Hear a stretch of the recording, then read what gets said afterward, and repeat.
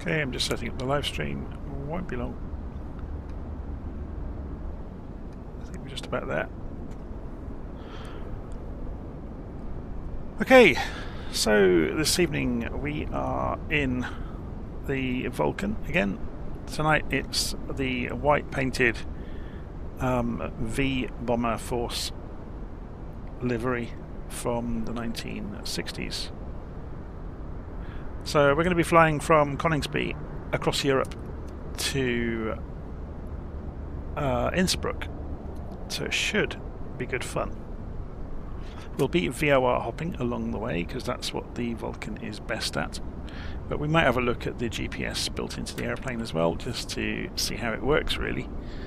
So it should be fairly straightforward. So we have the Vulcan here parked at Coningsby, not Innsbruck. We're flying to Innsbruck. So look, it's nice, isn't it, how they've got the grass moving around now. So it's a windy day, so we're going to have a massive crosswind on takeoff, so it'll be interesting to see how the Vulcan deals with that. So inside the airplane, we're going to go and work through the checklist, which I am just putting up on a second screen. I've been updating the checklist a little bit to introduce more detail into it, so I'll point that out as we go along. We'll more than likely start it without using the fast start this time, just to show people how that works. It's a minor change really. But anyway, so Shift 7 brings us down to the tablet. We go to the aircraft application inside the tablet, and we can go and turn on the ground power and the paloost.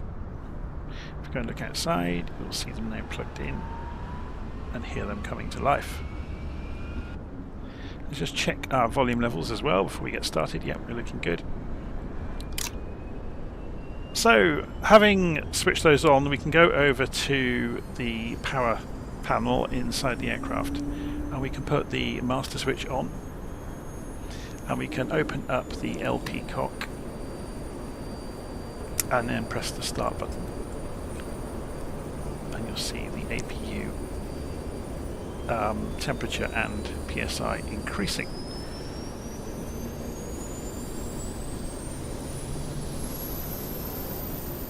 Okay, so having done that, we can lift the battery isolation switch and go to the alternators now over here, and switch them both on and recage them in the on position. And then we can go over to the pilot, and we can go and turn his oxygen on, and then we can go to the second pilot, and we can turn his oxygen on. Then back on the left side, so we'll go over here, then Shift and 8, and we're going to go and move the UHF to transmit receive, if I can remember where it is. Here it is. And we're going to calibrate the altimeter, so back in the cockpit we're going to press comma, and that will set our altimeter accurately. So then we're going to go to the fuel cocks, which are under here, so we're going to move our view down just to help you see this, and pull all of these down, flick all the switches forwards and pull them all back up again. Okay, so then having done that, we're going to go back over to the right side, so we'll do it here so the co-pilot gets out of the way so we can see what we're doing. So there is a pressure selector switch here. It has to go all the way forwards. And then the external lights can go on, and the nav lights can go to flash. Okay, so we are at engine start all of a sudden. So what we need to do is go back to first pilot to do this. We're going to lift all of the throttles out of standby, or out of shut-off I should say, and then press Shift and 8, which will bring us over to the left panel, and we are not going to do rapid. Okay, so there's normal or rapid here. We're going to use a normal start. So we turn on the ignition and we turn on the master switch for the starter, so you can see the air crossfeed is open. So the air coming from the Palust and the APU is now going to be used, so we can just press each of these buttons in turn. So if I press one of them, we come back up and look, you should see the needles start to come alive. The engines, there you go, look, RPM is moving on engine number 1. So we just sit and wait for that. But I've played around with this. Some of the advice says to start the engine with it at 50% and then pull it back. It's up to you. It doesn't seem to make a great deal of difference.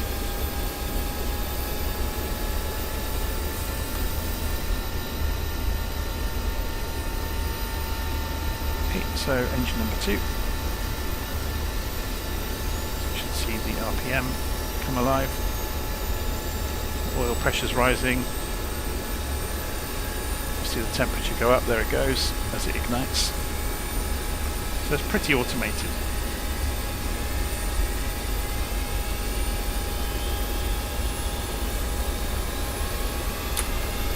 Can we lower the game sound a bit?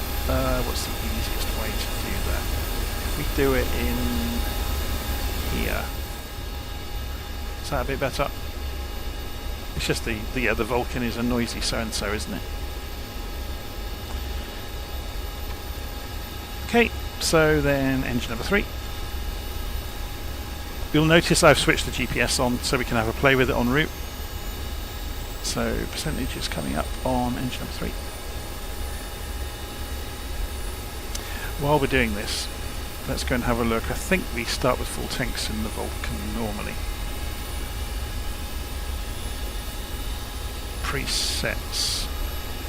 So yeah, set total 100%, so it's got 100% fuel at the moment.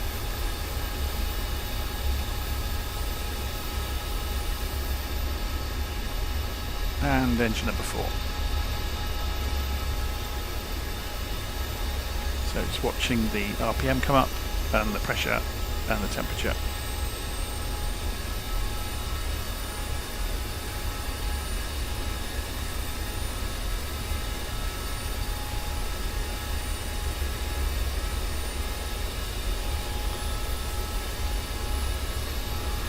We've got the alternator light flashing, telling us that we're not running the alternators yet. We're going to get to that.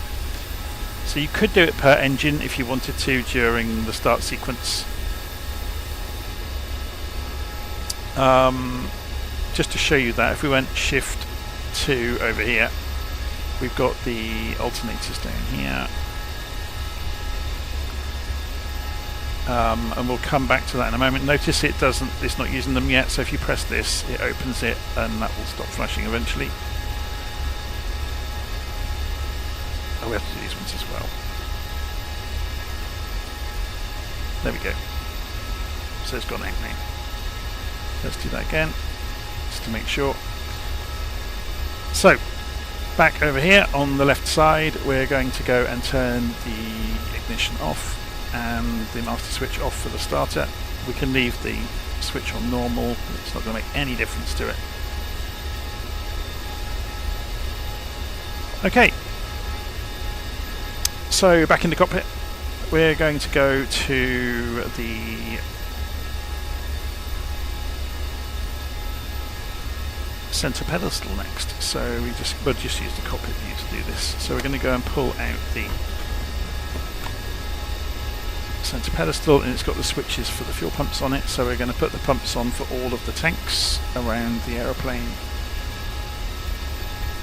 It pretty much manages itself once you've done that.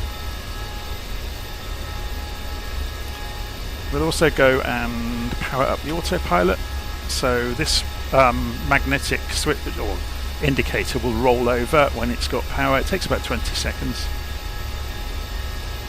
But while we're waiting for that, let's go over and sort out the dampers.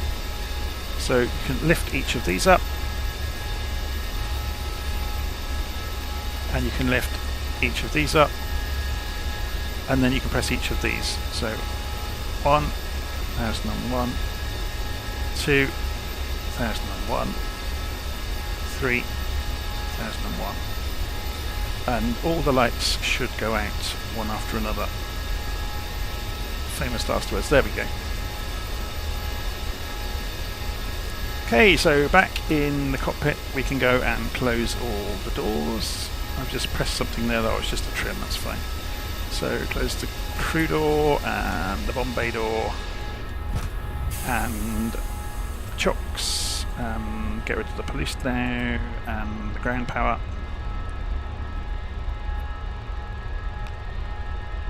And we're pretty much ready to go. We just need to go over to the co-pilot side briefly and go and set the lights for taxi. So port and starboard taxi lights. So if we then go back to the pilot position, having to wear all the hats, aren't we? So you'll see we've now got our various lights have come on.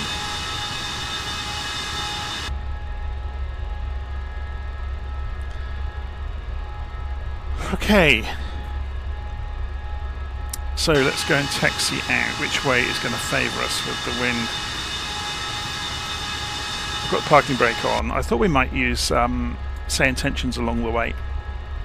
So we'll go and switch it to ground at Coningsby, and we'll request a taxi to runway 25.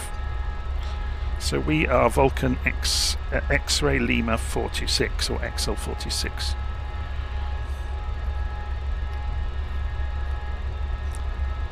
Coningsby ground, Vulcan X-Ray Lima 426 requesting taxi runway 25.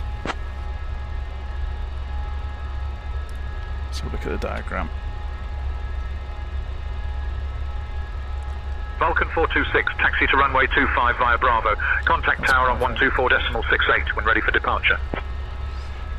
Taxi to runway 25 via Bravo. Contact tower 124.68 when ready for departure. Vulcan 426. So let's just have another look at that. So we come out of here, right then left, and then follow it down. So we'll stay on ground until we're closer to the runway.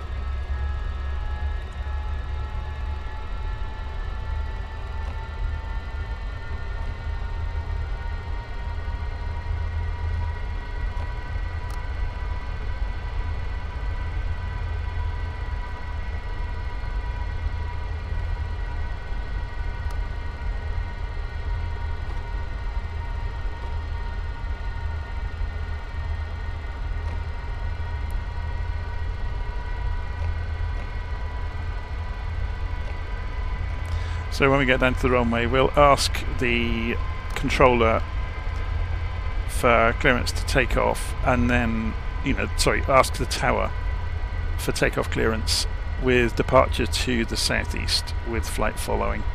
We won't tell them our exact route, and we'll see what they come back with. I guess we could tell them, departure to the southeast towards Innsbruck. Let's see how they handle that.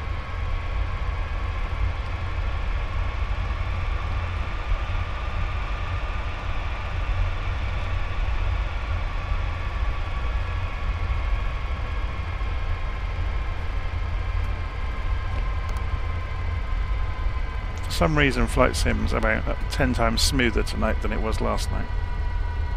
Figure that one out.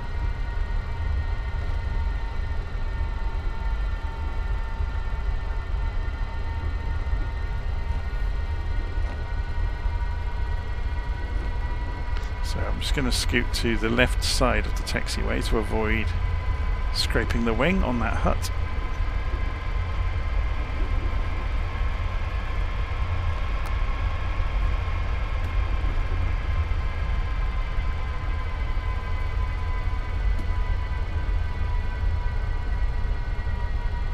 So Stefan is saying there's a new Mirage available. I knew it was in development, I didn't know it had been released yet.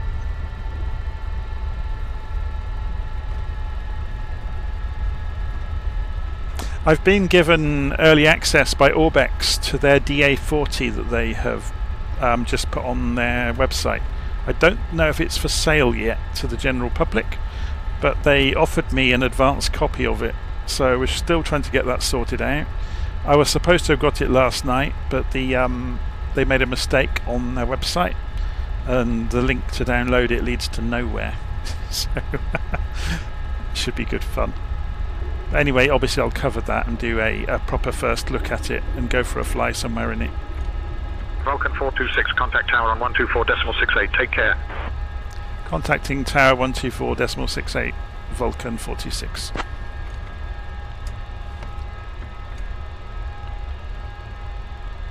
Oh, decimal 85. Did I say 68? Whoops. Oh no, that's centre. Where's tower? There it is. 122. That's different, look. Interesting, that says 122.1. This doesn't always add up. Coningsby Tower, Vulcan XL426, requesting takeoff runway 25 with departure to the southeast with flight following.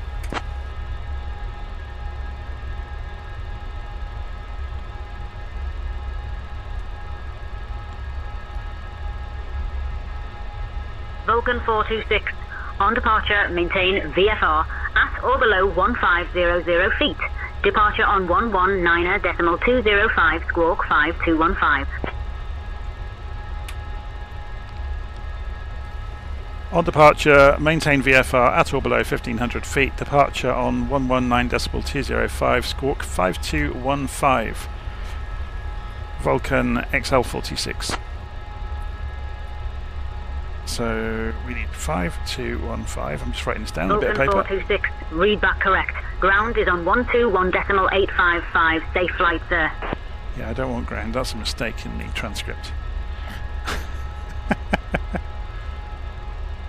So, what did they say before that? They didn't actually give me takeoff clearance yet, did they?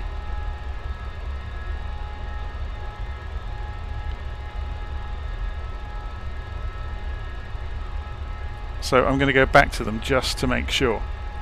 Coningsby Tower, Vulcan 426, requesting takeoff runway 25.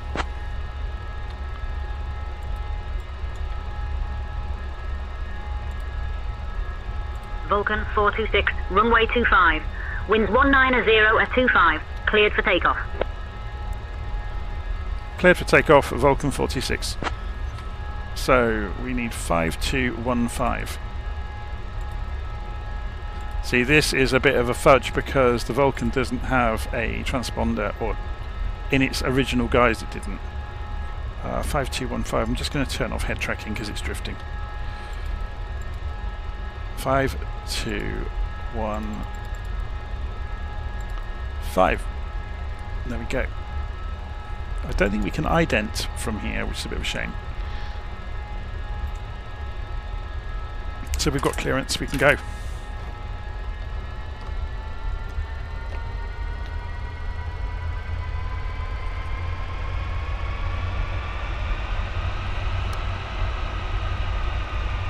Yeah, it's given me VFR clearance 1500 feet. I'll request higher. We'll initially climb to 1500, but then do something a bit better than that. We'll request climb to 5000 or something.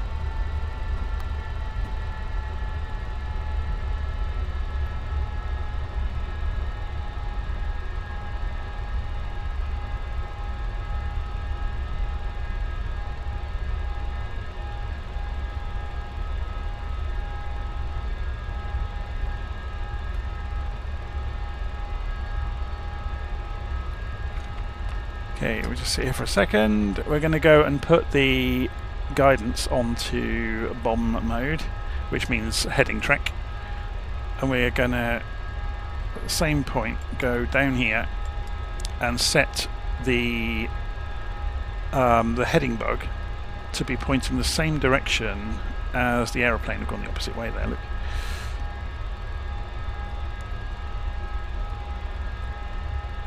Okay. So then down here we'll get this ready to go to indicated airspeed mode on the climb out. Actually, we could just do altitude hold, couldn't we? And we'll pull on track mode. We're not going to engage it obviously yet. So we should be good. So it will track the heading.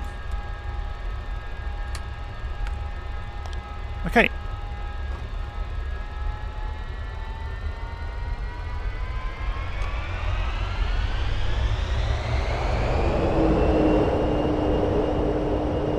Power checked. 60 checked. 100. Yeah, that crosswind's pretty 110. evil. 120. 130. 140. Decision. Rotate.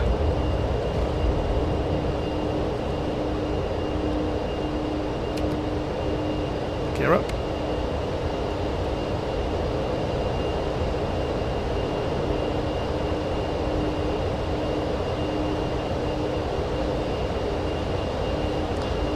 Feet.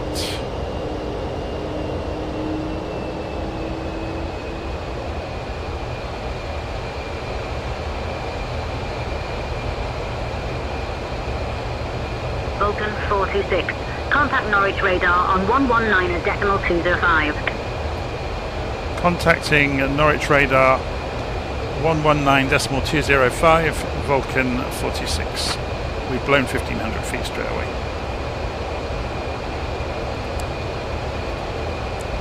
Norwich radar, Vulcan, X-ray Lima 426 with you, just departing Coningsby en route to Innsbruck with flight following.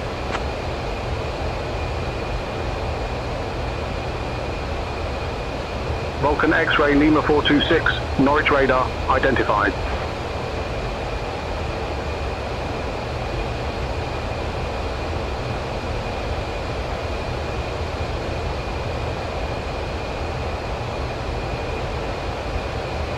Yeah, the one thing this doesn't have is like military communications. So SayIntentions obviously doesn't do that. Yeah. Let's request climb to, say, should we go above this cloud maybe? We could, oh no, let's just stay low.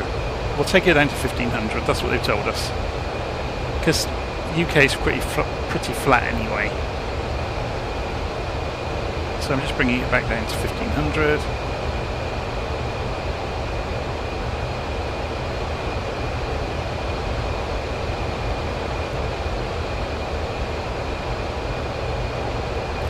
So we want to go southeast, don't we?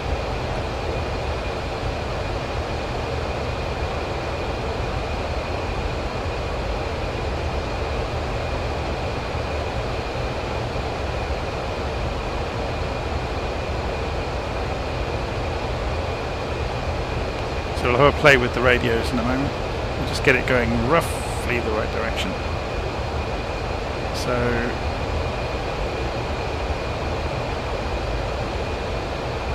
at 150 will probably be a good starter for 10.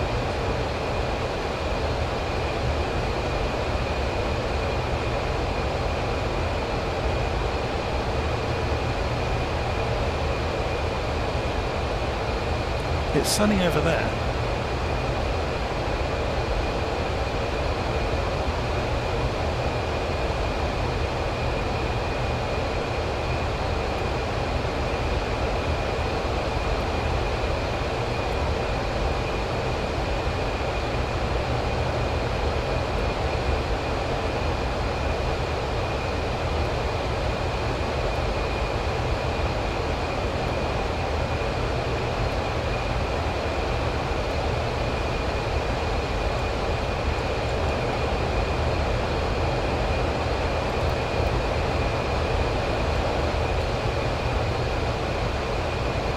Whoa, what's it doing? Okay, let's disengage the autopilot. It hasn't understood that at all, has it?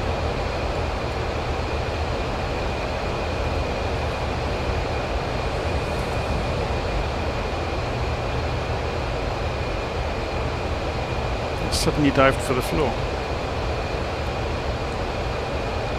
So we've got it in bomb mode.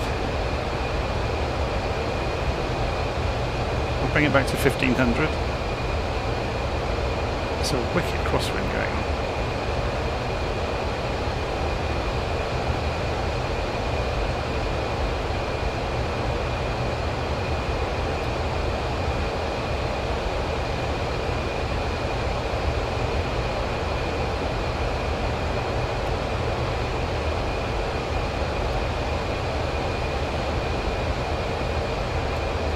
So I think I know what I did.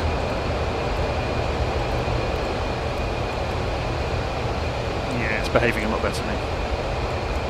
I just needed to cycle the mode on the altitude hold. So it's now tracking the direction. So we can see we're going roughly the right direction. So if we go and tune in Clacton 114.55, which we can do down here, 114.55, we should be able to.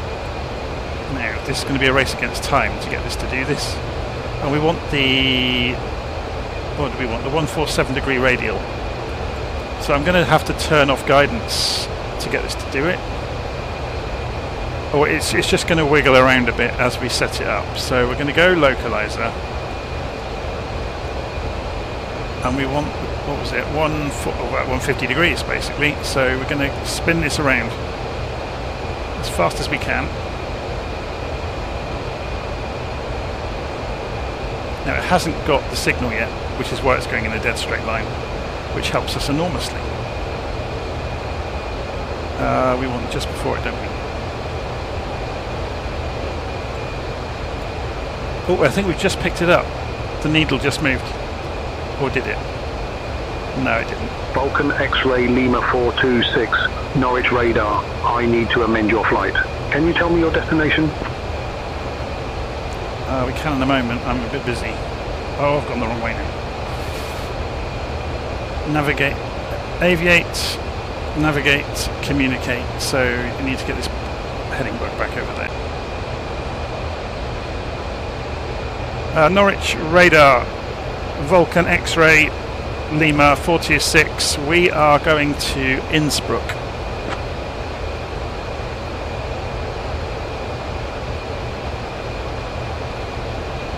Vulcan 426, basic information service to Innsbruck acknowledged. Continue as planned. There we go.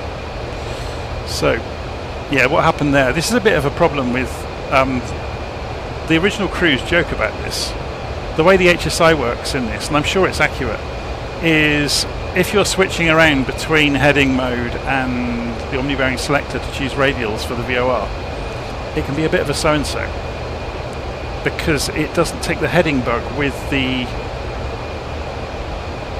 OBS.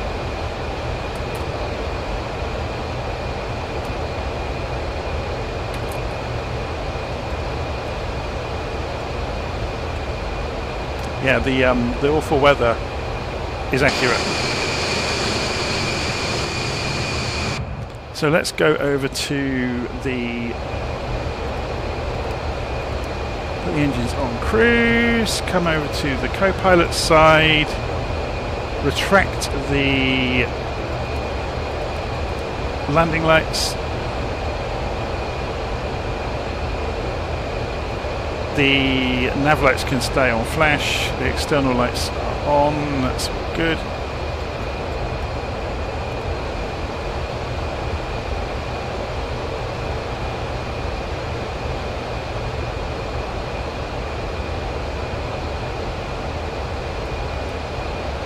We should be picking up 114.55, wasn't it?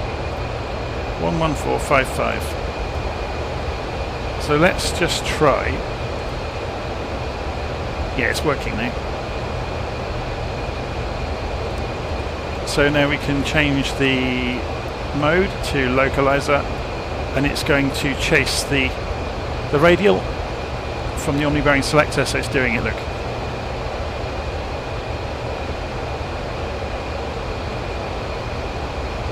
So it's just getting onto the radial that we've demanded.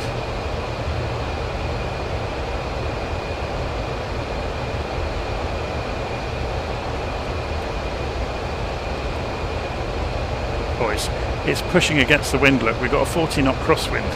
So that, we were going pointing the right direction previously, look, but the wind was pushing us away from the direction we want to be flying.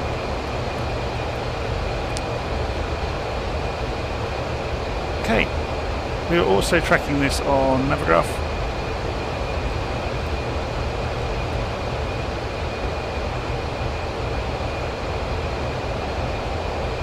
Okay, so I've got some time now. Should we have a look? Let's see what lighting. This is so dim in here, isn't it? What lighting options? I've never looked at the lighting for the internals of the Vulcan. Where are the switches? Does anybody know? So we've got the heating for the windscreen over there.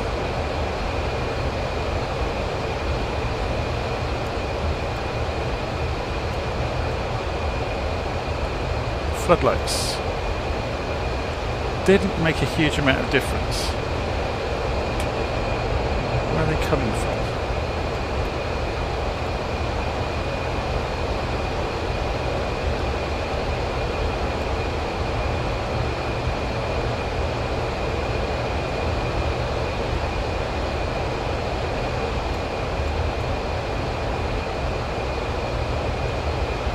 If in doubt, read the book. So what I'm going to do is go and open my community folder and look in the Vulcan documents, the manual, and we'll find out.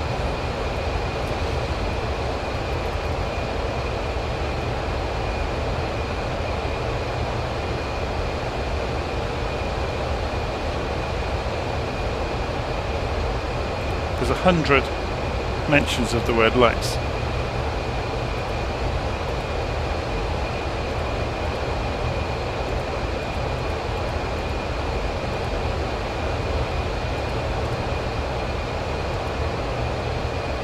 Here we go, interior lighting.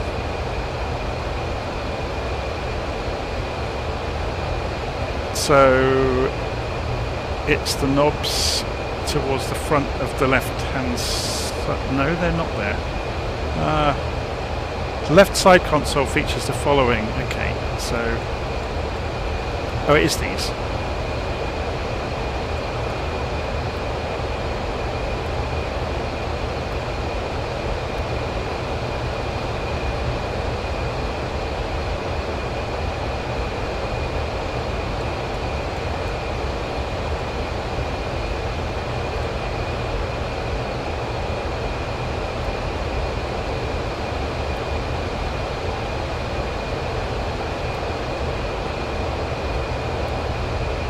Why do I have no lights coming up? Is there a master switch somewhere?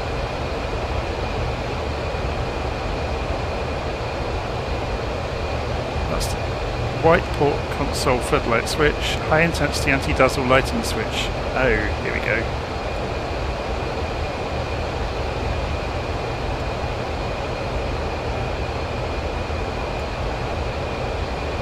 Is it this one?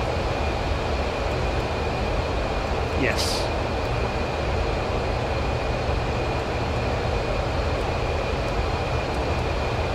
I'm not seeing any lights coming on.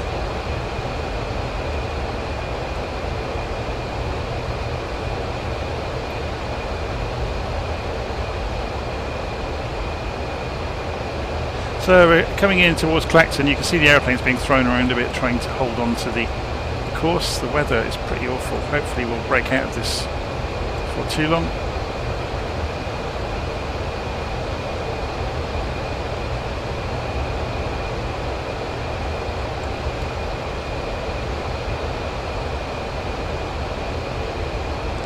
So who's tracking us at the moment? Norwich radar.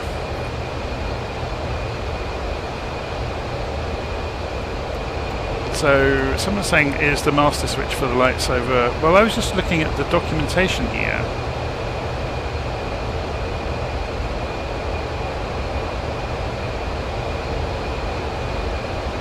Another two knobs here and a number. What's number 9?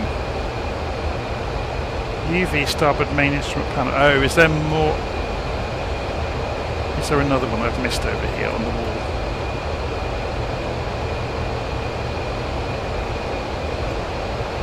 I did all of those ones.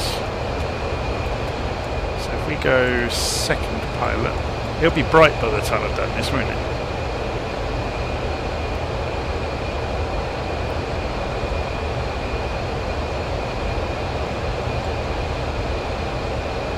Cabin air, engine air, lighting.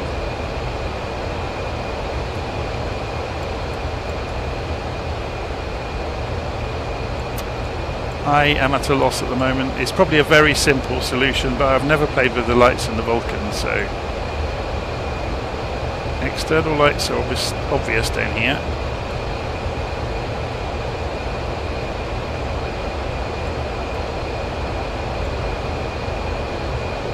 That's the probe lights.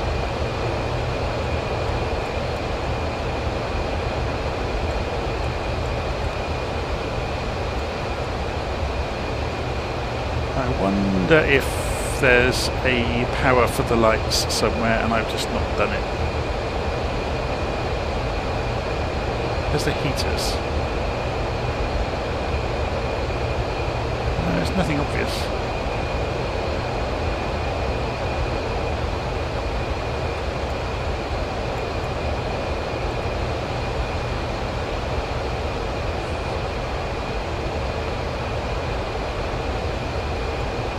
Anyway, it's brightening up outside as we speak.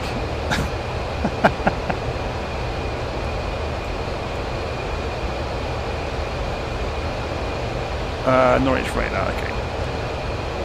Norwich radar, Vulcan, X-ray Lima 426, requesting climb to 5,000 feet.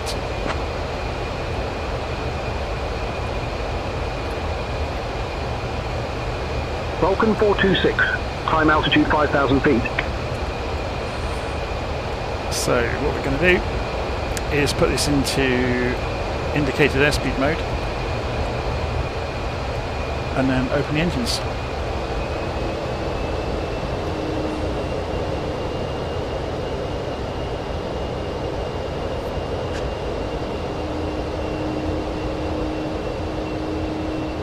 It's 2,000 feet. 2,500 feet. Vulcan 426, altitude at your discretion. Altitude at our discretion, Vulcan 426.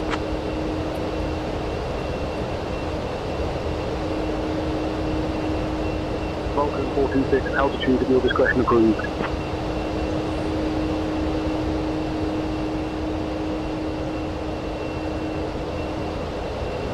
So we'll carry on climbing then. We'll go to 10,000.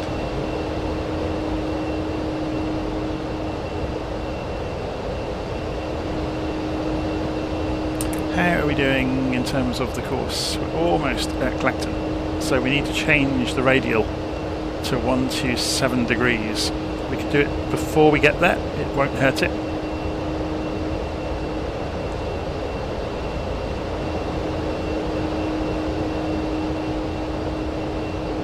So the aeroplane quite rightly is turning right. So if you imagine a line projected through the 127 degree radial, the plane's trying to get onto that radial before we get to Clacton.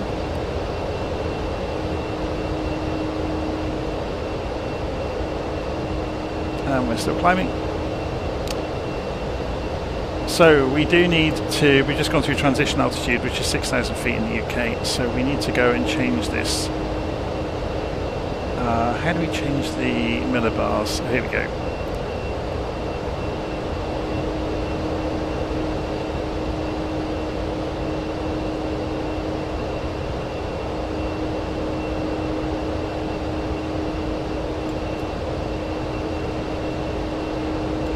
Is it the same on both sides? Yeah, it's done both. They are linked.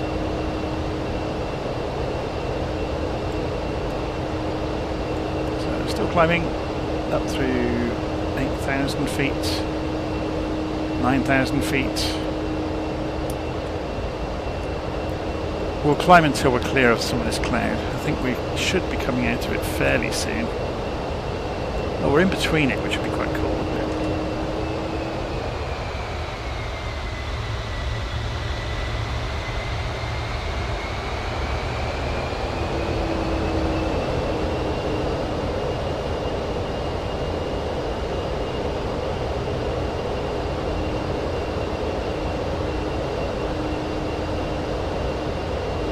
So what's happened now, look, we've gone over the top of Clacton and it's wiggling around. It pays to go to heading mode as you go over the top of...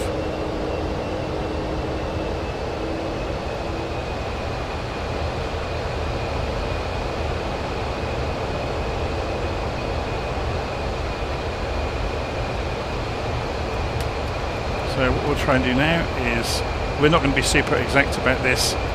It would have been nice to be at 10.5. We're going to be at 10,600 feet. And you can see the windmills down there.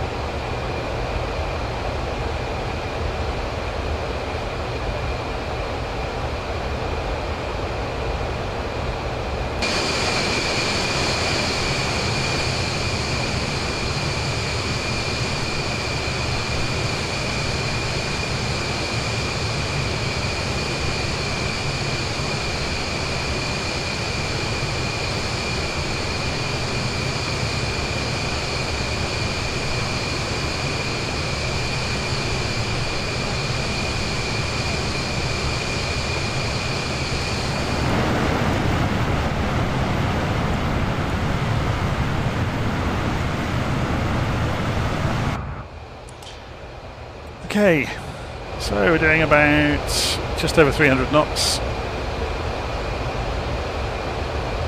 We're in localizer mode, streaking away from the Clacton VOR. So we'll need to think about going to heading mode.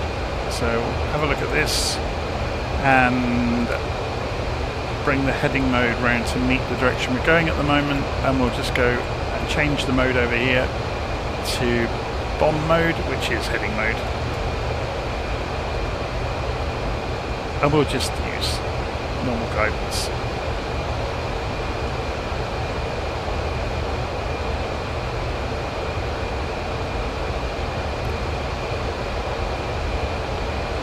Okay, so the next beacon we want is KOK Coxie 114.5, which is obviously on the border here. If you go and look on little map, so you can see coming down into Belgium.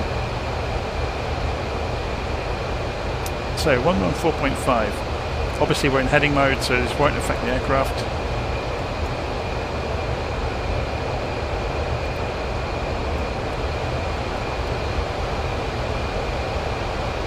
And if we were to tune this, I don't think it has distance measuring equipment unless it's somewhere that I haven't thought to look.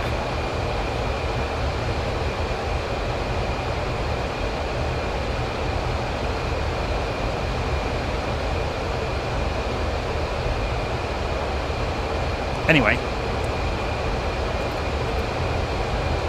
how do we turn this on? Here we go. I've not actually tried this yet, so this is a retrofitted GPS unit. So I thought it might be just a little bit of fun to try it out. So we'll scoot ourselves close to it in the cockpit, and we'll go flight plan, add a waypoint. So we'll put our whole flight plan in. So we're going from EGXC,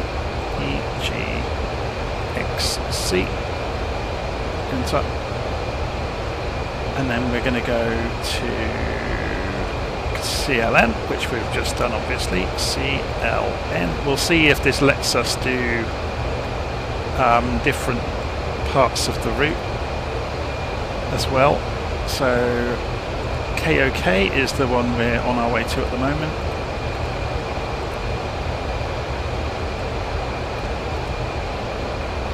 Then AFI.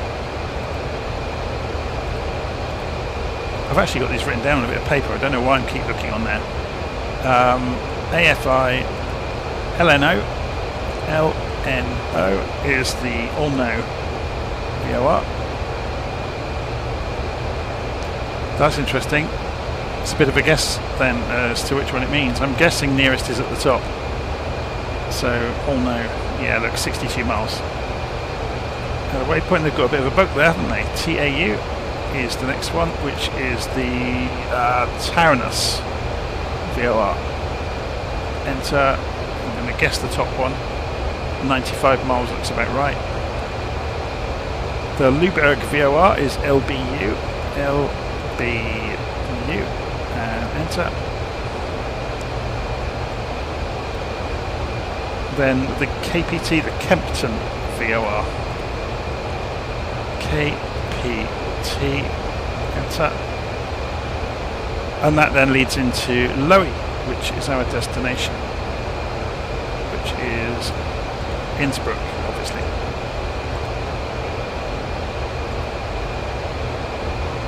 Okay, so having done that, if we go to this leg and say cock, can we say direct to that?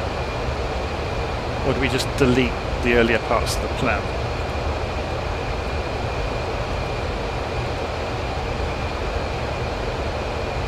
Maybe it's not as clever as we might like it to be. I guess all this is for... Yeah, we would have to remove the earlier ones, wouldn't we, somehow?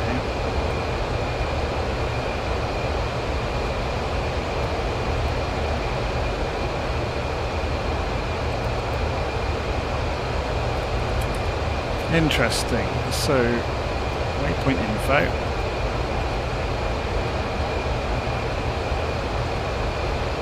Flight plan. Maybe it's not as clever as we would like it to be. We can add waypoints, but it doesn't look like we can manipulate them. I wonder if we do a direct to Vulcan if it 426. understands. Contact Brussels info on 126.9er. Contacting Brussels info on 126.9er, Vulcan 426. Brussels info, Vulcan 426 with you, 10,600 feet en route to Innsbruck.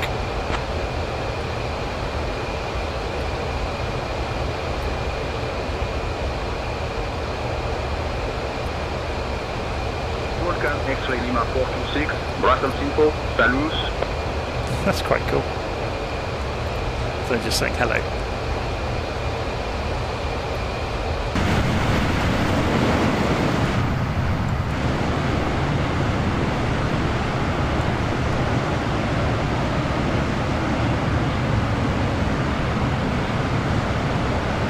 So we'll be making landfall soon. We're in the middle of the channel at the moment. That weather looks quite dramatic, doesn't it?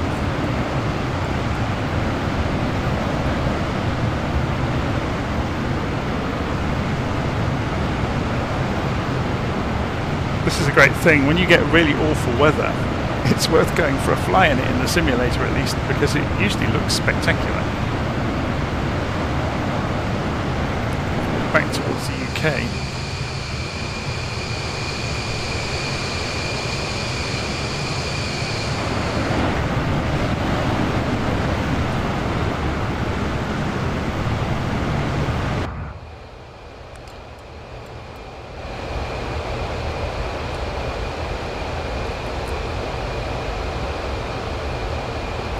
So coming in towards Coxey, we're off to Afflingham next.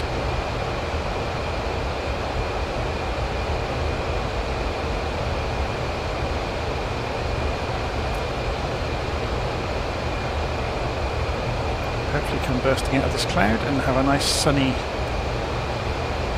view ahead of us.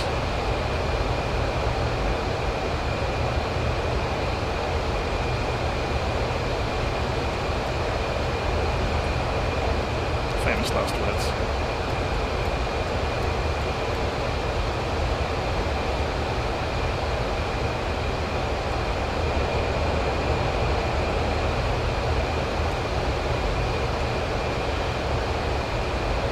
So let's have a look in the book for DME.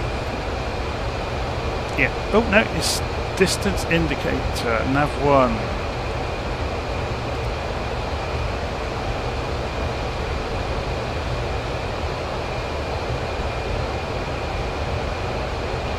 As approach to Daventry, as indicated by the DME on the first pilot's lower instrument panel.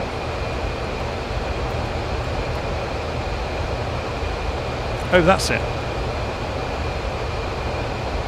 It only tells you when you're within 20 miles there by the look of it.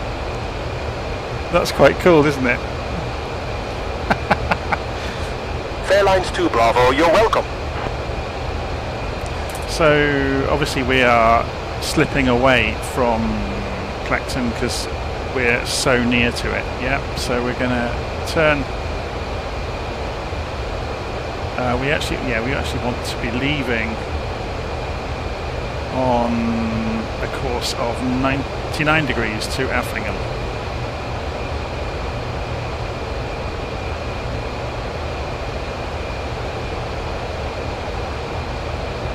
There. We'll see if we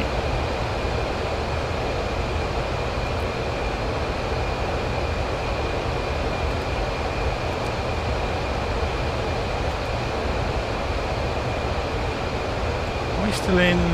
Yeah, we're still in heading mode.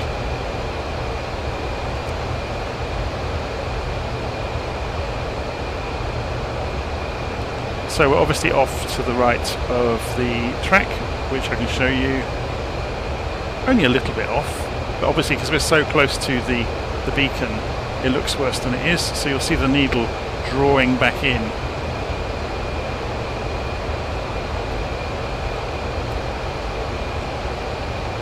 And obviously the DME is increasing now. That's great, isn't it? Having an analog distance measuring gauge.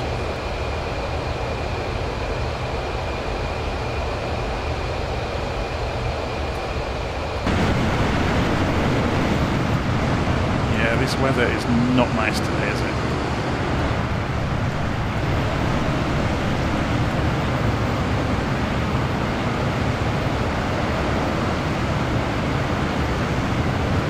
How fast am I going at the moment? 310 knots maybe?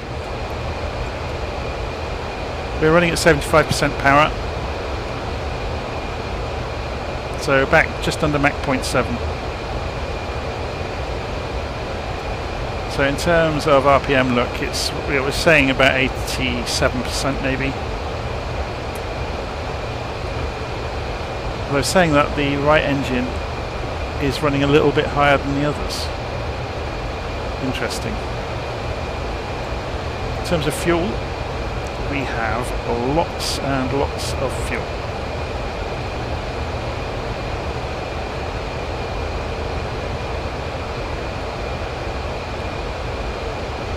Should have plenty enough to get to Innsbruck, seeing as we've already gone maybe a third of the way.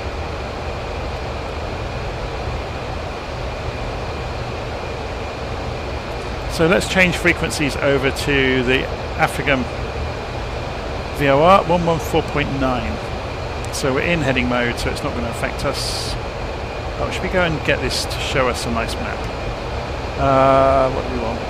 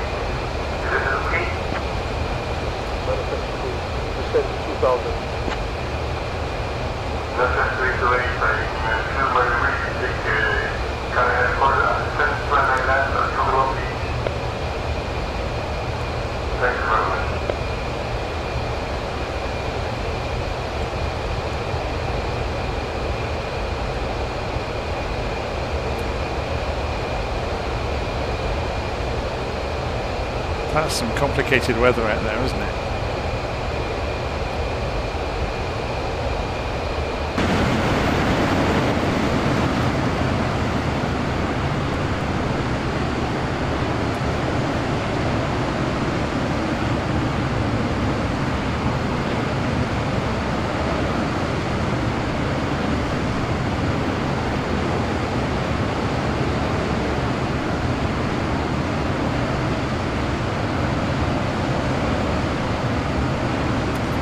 So, need a few degrees to the right. Yeah, you can see we're slowly drifting away from the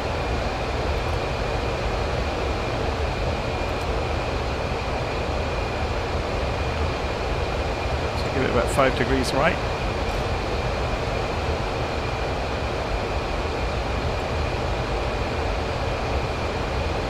Keeping an eye on everything around the aircraft, it's looking okay.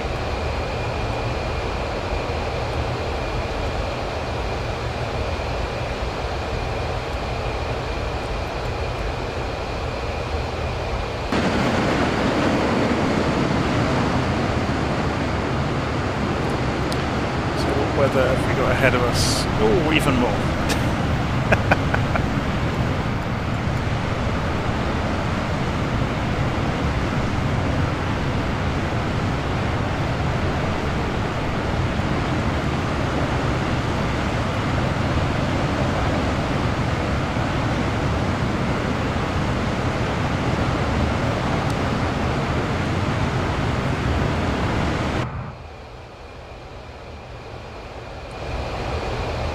So, we're going over Brussels soon.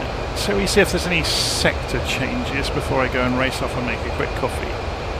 We got one coming up around Brussels, but just after Brussels, but nothing for a while. Okay. Right, I'm going to go and make a quick coffee. Let me just go and have a quick look at... So, yeah, it was Brussels saying hello. Be back in a few minutes.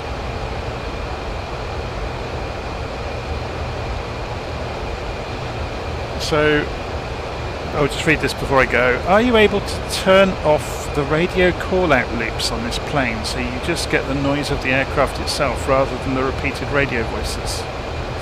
That's because I'm running SayIntentions in the background. So Martin says, have you invested in a coffee grinder yet? No, I've got a Dolce Gusto machine.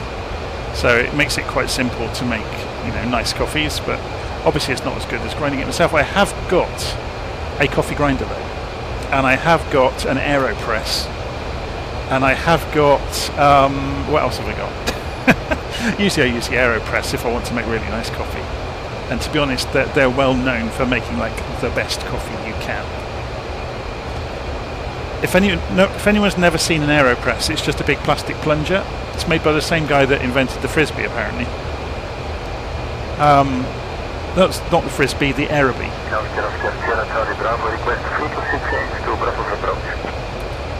So I'm going to leave this run. I'm going to go make my quick coffee. I'll be back in a minute. Contact Brussels approach on 118.25.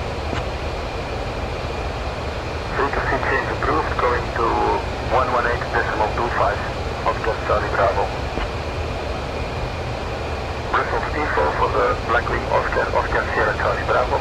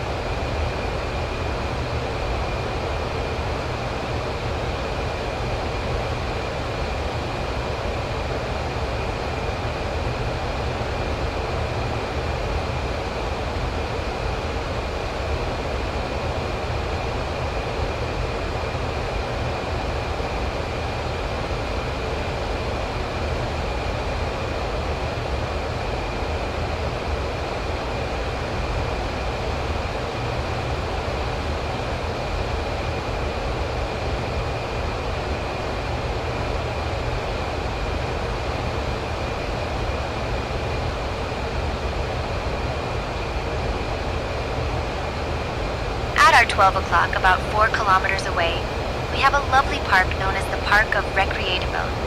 This park is a great spot for locals to unwind and enjoy the outdoors. It features walking paths, playgrounds, and open green spaces perfect for picnics. Interestingly, parks like this one became popular in the 19th century as cities began to expand and people sought natural spaces to escape urban life. You might even spot families enjoying a sunny day or kids playing soccer. It's a reminder of how important green spaces are for community well-being. So, as we fly over, just imagine all the fun happening below.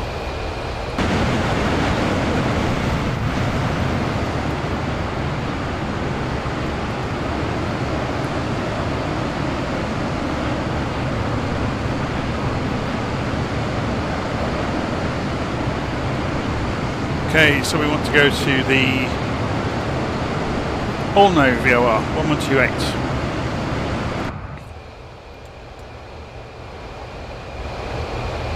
Although what we could do is make sure we're leaving this on a 106 degree radial.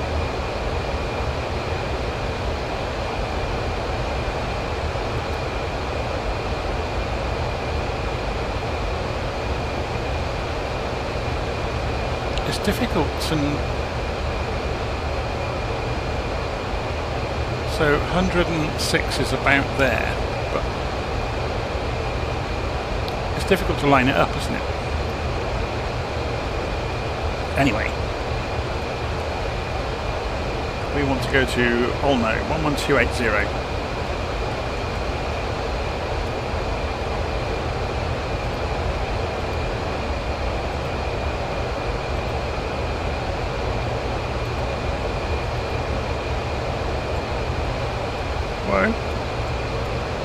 So the range should have shot off the chart, and it has.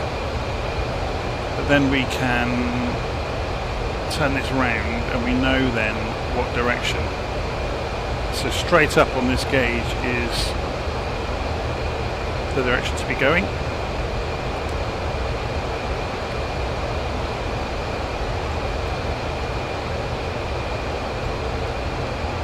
at that weather. It's pretty spectacular out there, isn't it? So, yes, you're absolutely right. BW Digital Photography, I believe a Vulcan in... I don't know if it was in white, but yeah, they had Concorde's prototype engine slung under it. But of course, the Vulcan uses Concorde engines. It just doesn't have reheat.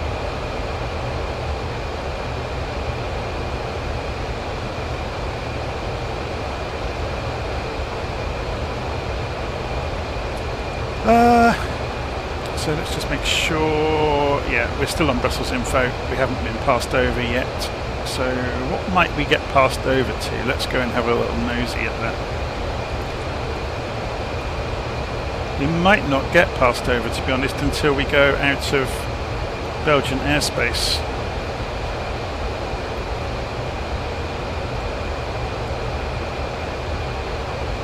If we turn the sectors off, yeah, we'll be leaving Belgian airspace, going into German airspace.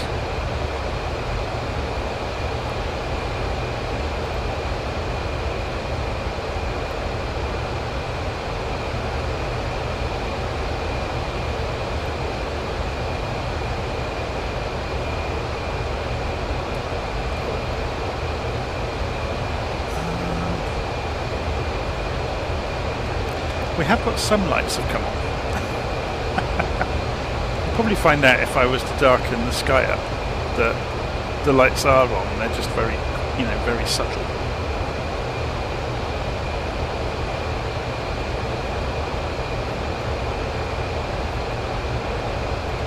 Let's try it. Curiosity killed the cat, didn't it? So it's 10:34 at the moment. Yeah, look, they are there.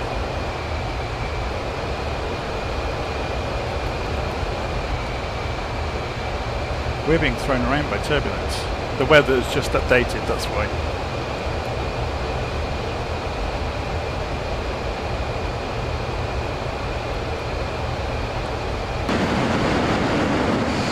Well, the Vulcan probably should remind you of Doctor Strangelove, just reading the live stream comments there, because of, if I can find it, the Blue Steel missile, which is a nuclear weapon. I'm not sure if we can drop it. If we jettison it, is that the same thing? Yeah. So obviously it just simulates it very briefly.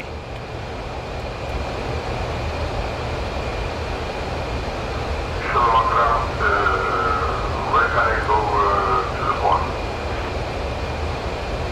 Manifest taxi to the nearest available parking area.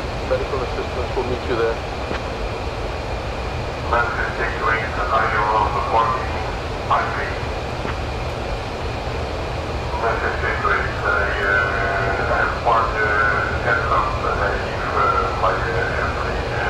It's okay, thank you very much.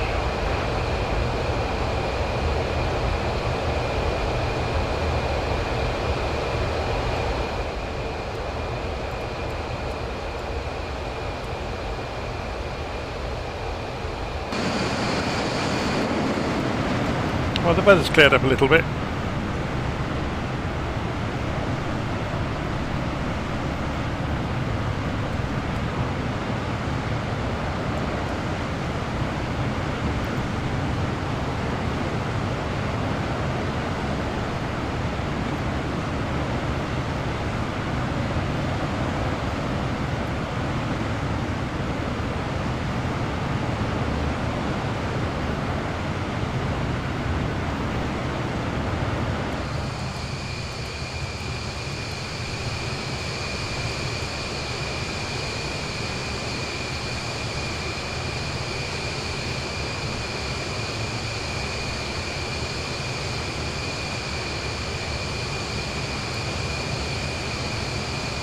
It's a big old lump, isn't it?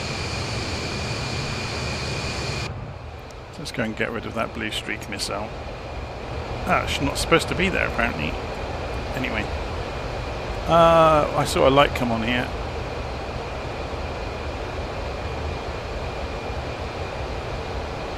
Oh, it might have been the ILS marker.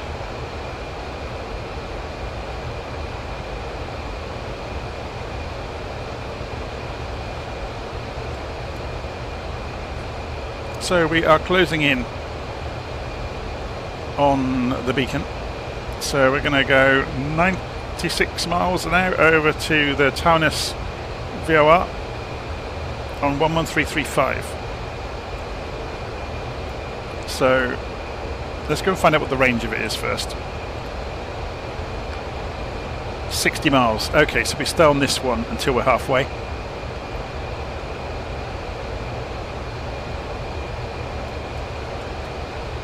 So we just want our departure angle to be about 100 degrees. So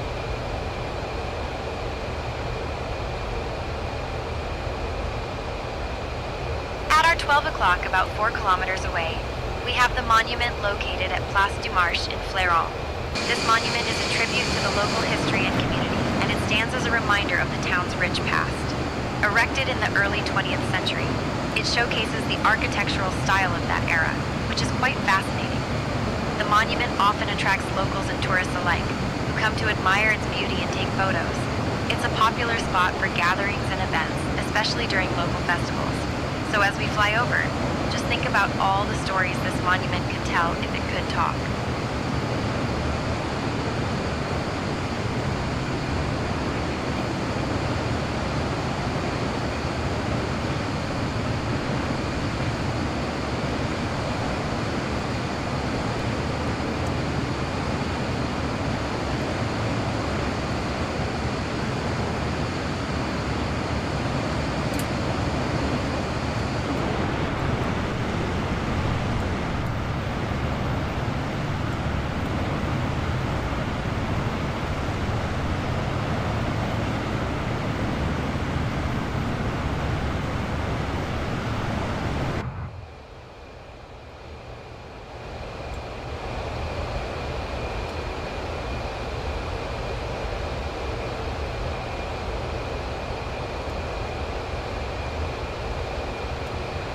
So you can see we're just coming up for 10 miles away from the beacon now.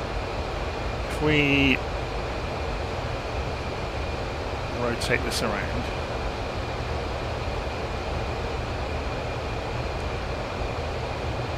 it's interesting. Why is it not doing that? Okay, it is.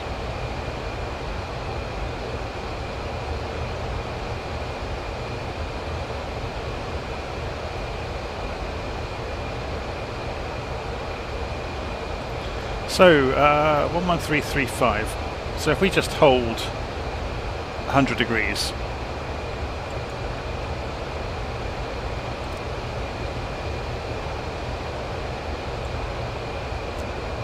and we'll go and change to 11335.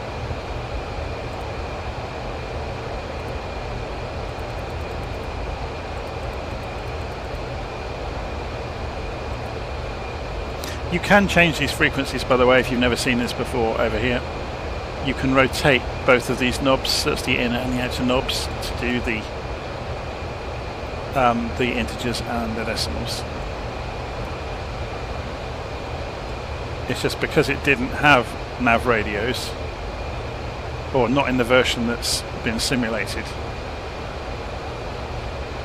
There's a Brockwell B1 in the sim already, but it's not a very good one. Well, there was in 2020, I should say.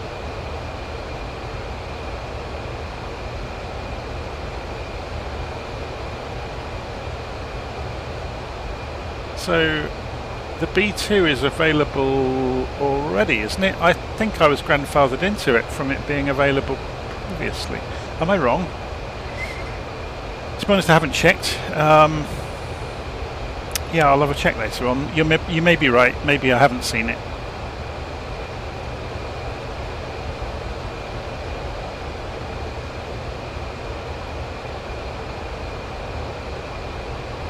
But I would imagine there's going to be a dev update soon, isn't there, for the simulator? Because I think they were planning to get the marketplace up and running fairly soon.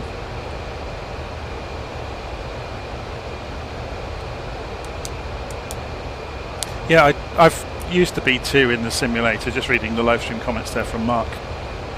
I did a transatlantic flight in it. It's got an enormous range. I think I took off from Whiteman Air Force Base, where they're based, and flew out across the US, over the Atlantic, and I think I landed in England, but I could have carried on, you know, into like Germany, or even as far across as maybe sort of Eastern Europe somewhere. It was a colossal range.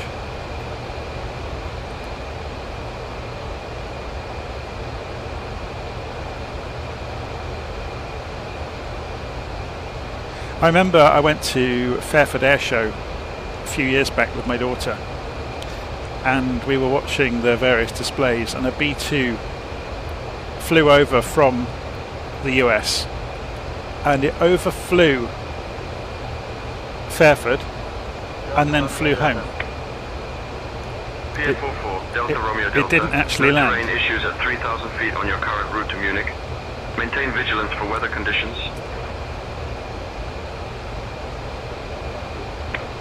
So yeah, it basically flew 3,000 miles one way, overflew the airfield and flew 3,000 miles home. Obviously they use it as a training exercise.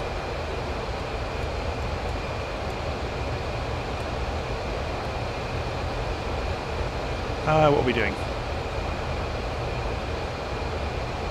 I'm surprised we haven't been called yet to change frequencies.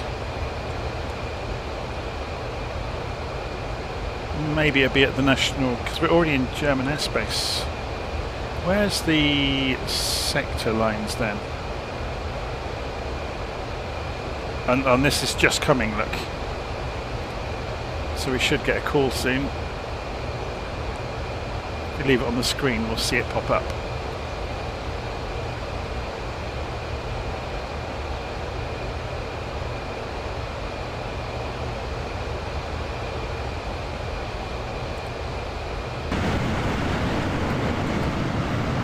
Better stay inside, we won't hear it otherwise.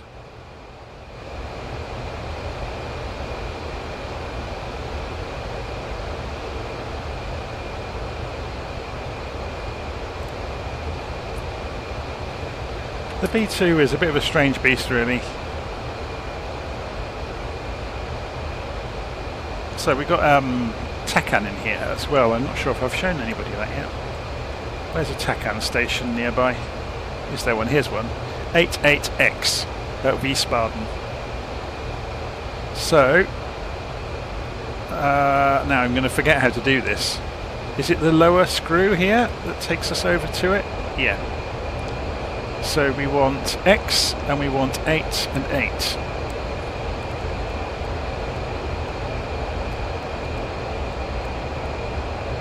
And I have to remember how this works. Put it on norm. I think that's correct. It's on 3A. So then, if we then go and look back in the cockpit now, we should find, if we're within range of it, that would be pointing, but it's not obviously. So Wiesbaden's too far away. What's the range on the Wiesbaden TACAN? 130 miles. Are we 130 miles away? No, we're not. Maybe I haven't configured it right.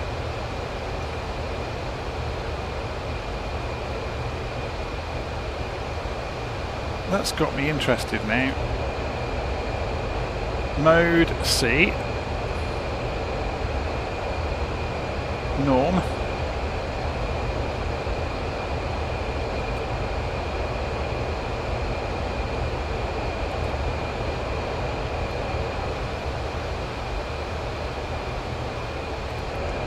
I used to know how to do this.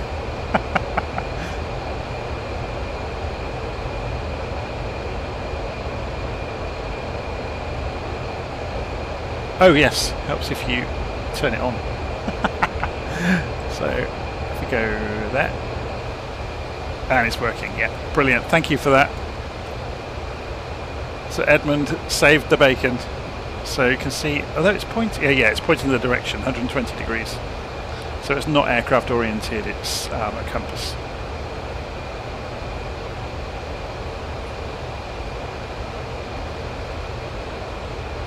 I never noticed that before. Thank you, Delta Romeo Delta. Delta Romeo Delta, weather conditions improving, request permission to climb to 4,000. They're not improving for us. It's absolutely hammering down with rain over there, look. And we are going through it ourselves. Rain streaming over the windshield.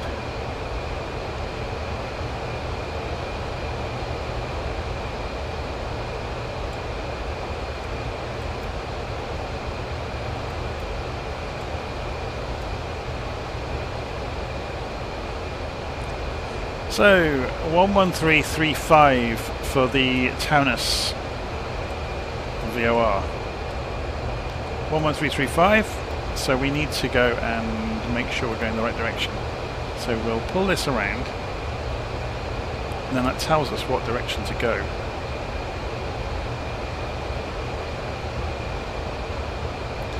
There is some logic, you know, to the heading bug being the way it is. Because when you turn this round as an omni-bearing selector,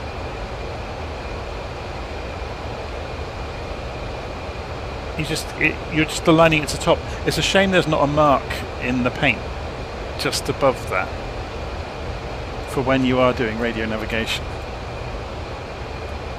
Obviously we can see it on the GPS map as well.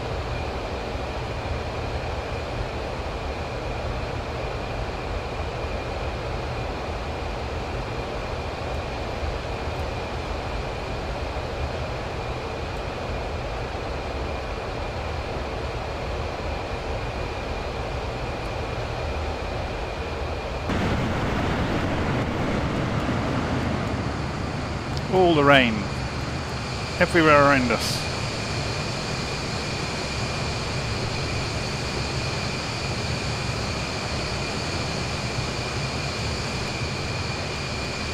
And a rainbow. Very cool.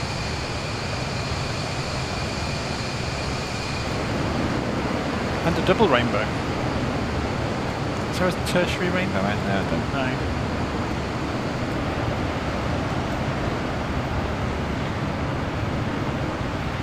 I do pick the days to go flying, don't I? You never know what you're going to get. Let's go and have a look on Navigraph and have a look downrange. So we're just coming into Taunus, then we're going to turn south towards Innsbruck. I was going to pull up the weather. So, we're going to be okay. It's going to be clear by the time we get down to Innsbruck. So obviously you can see the horrible weather we've just left behind.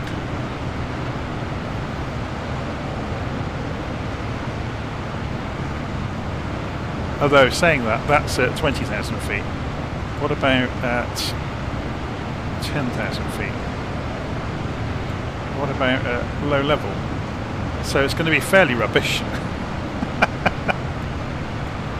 So that's the stuff we're flying into at the moment, is this wall of rain, which you can see right in front of us.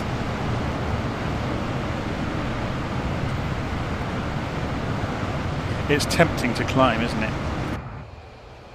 Now, we were given our own decision on altitude, but we need to be careful because what sectors are around us?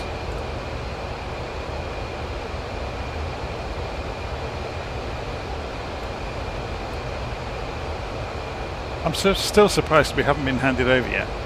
So we're going to 150 degrees.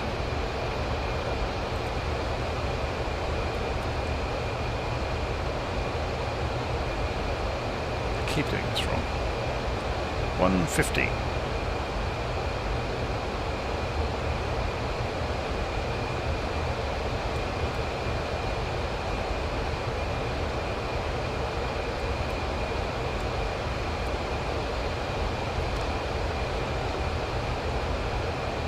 And then we're heading down towards the Lübeck VOR. So Frankfurt is just below us in the cloud. Unfortunately. There's the... Just trying to get my bearings. Where's the River Main? Or Main? Let's have a look. Okay, we're still heading down towards it. So it's over in the rain over there. Frankfurt is getting a proper drenching. You can see the river in the rain in the distance.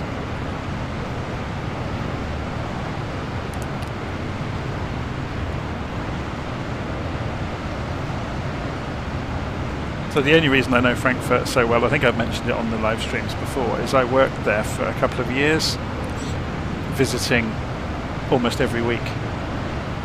So I became very, very good at airports and hotels. It's funny how quickly the magic of staying in a hotel wears off when you're doing it week in, week out.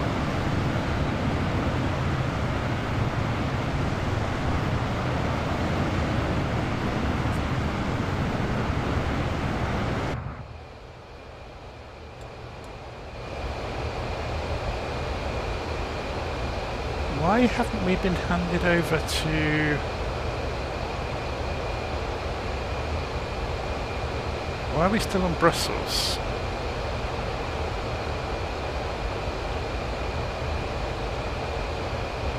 Wiesbaden.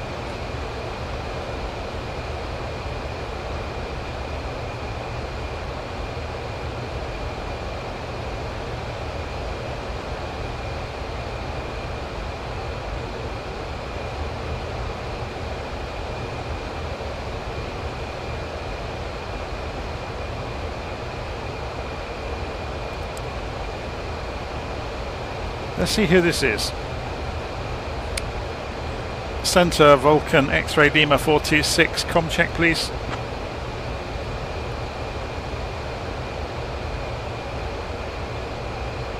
Vulcan X-Ray Lima 426. Langen Radar. Hello.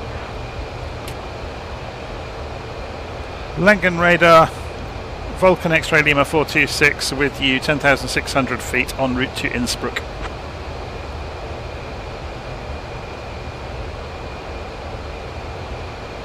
Vulcan 426, could I have one contact got?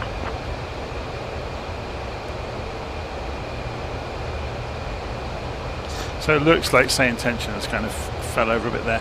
VFR, it doesn't always hand you on by the look of it. It's a bit of a shame, but when you think about the the maze of sectors it has to try and make sense of. Oh, we're right over the river now. There we go. Lufthansa 69er, climb and maintain flight level 250. It's not for us. So we're going to be right over the city, actually.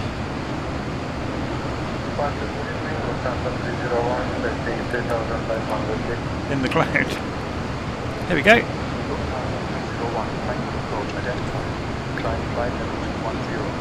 So this was completely unintentional that we are this close. If we get a gap in the cloud, I can show you where I used to work.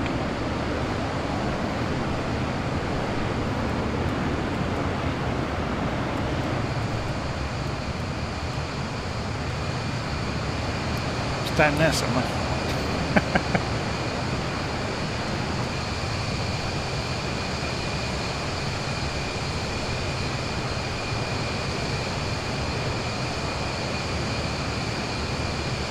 Oh no, sorry, no, this is Mainz.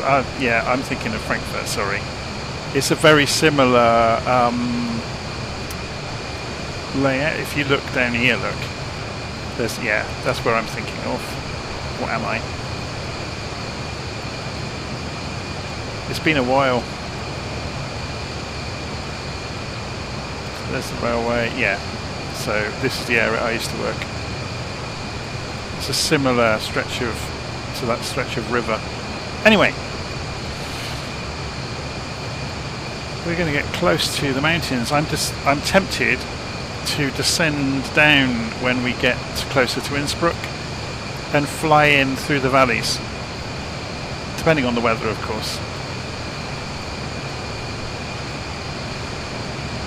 So we're going to go over to the Lübeck VOR 109.20.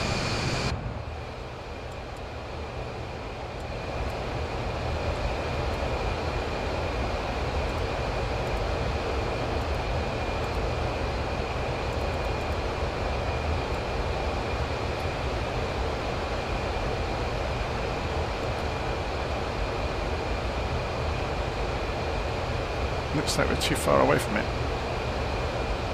What's the range on the Lübeck VOR? 60 miles. Yeah, we're just out range of it, so we just carry on the way we're going and we'll pick it up fairly soon.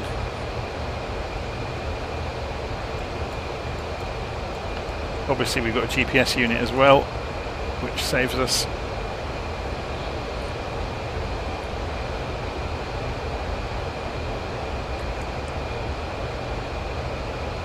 How are we doing for fuel? Let's go and check. So about half the tank's left.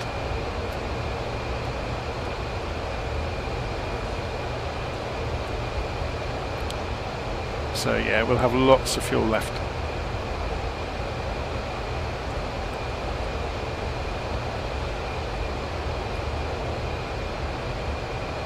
Hopefully we'll come out of this. We've got some ice building up, which is not ideal. So maybe we descend and get out of this cloud.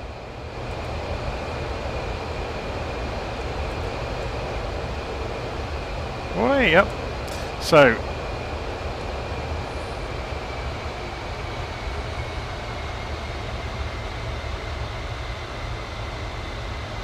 I'm just dropping the power, which will give us descent. So we use the, to maintain the speed at which, at the time we activated indicated airspeed mode. So I'm just going to try and drop below this cloud before we ice up any further.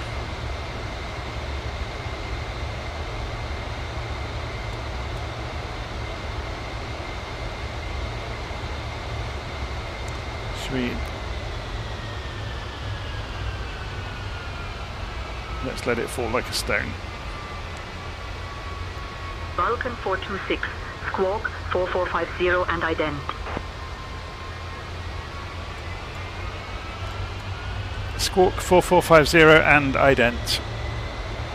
Vulcan 426. So 4450.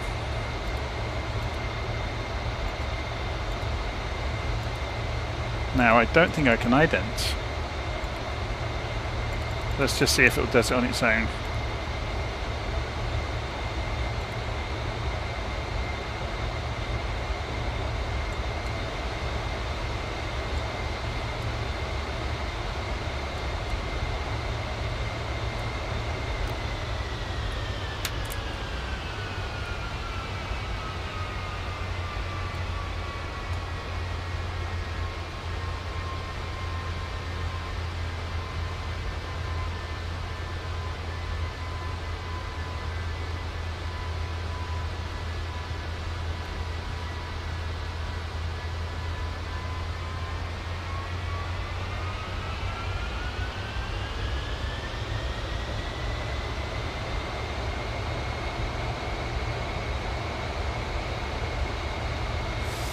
What altitude is the ground around here? We're over hills, so I don't really want to go much lower until I know.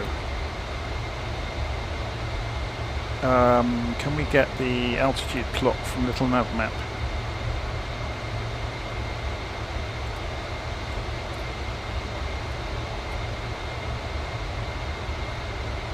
So we don't want to get lower than about 3,000 feet.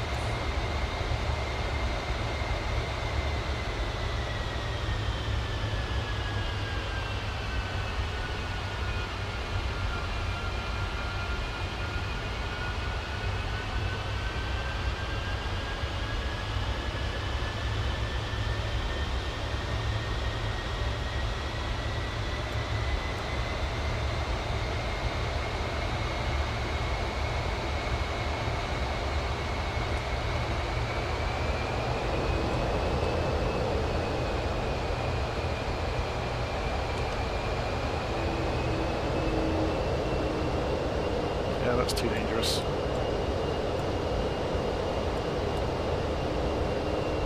We're climbing back above the clouds. Vulcan 426, contact Langen info on 119.15. Contacting Langer info 119.15, Vulcan 426. Langen info, Vulcan X-ray Lima 426 with you. I'm not going to tell them where I am, just to see what they say. Vulcan 426, winds 210 at 39er, QNH 1011, Heppenheim elevation 1001 feet. You are 8 miles southeast of Heppenheim at 2900 feet, heading 147. Destination, Lorry. Copy information, Vulcan 426.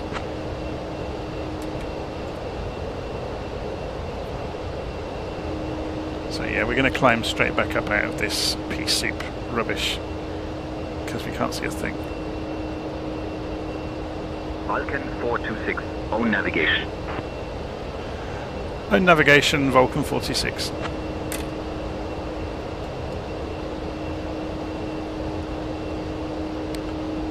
Vulcan 426, navigation assistance is open. Continue on your current heading towards your destination, Lorry. Vulcan 426, Squawk 4452 and ident.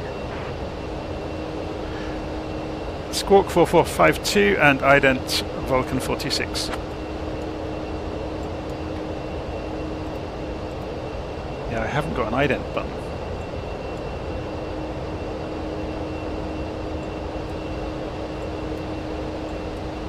So we can't confirm it. It's a bit of a failing of the aeroplane, I'm afraid.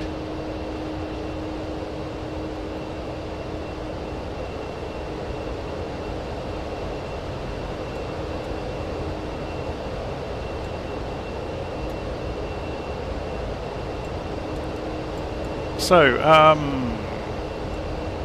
good question from the live stream chat about where the pitot heat switches is. Listen to me forgetting all of my grammar. I'm just looking for the heating for... I don't actually know where the pitot heat switch is. It just occurred to me when you've said that.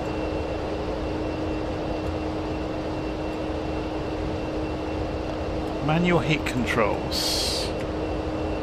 Engines. Starboard engines. Vent. windscreen, monitor,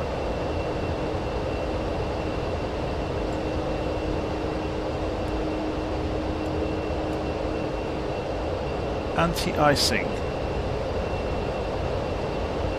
So off. Presumably that's on.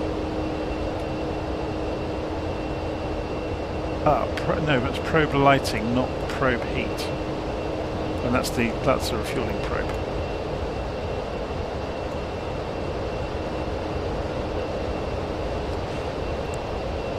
Pressure head heater left of the master light switch.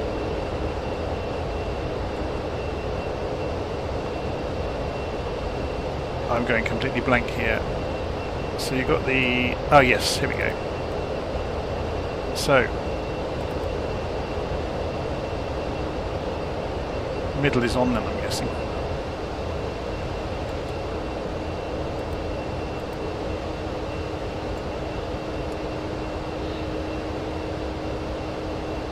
So we're out of the woods with regard to power up to 20,000 feet. We're up in IFR range though, which is a bit wrong really.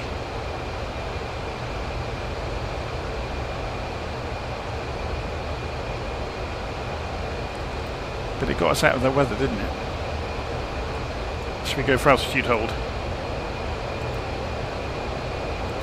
They did say we could choose our own altitude.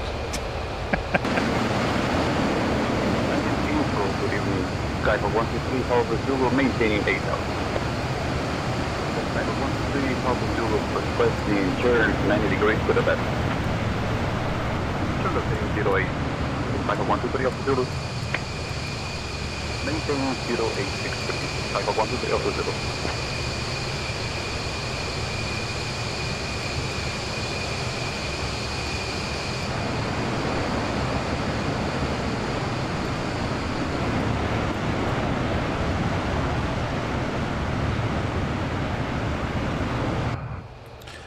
Okay.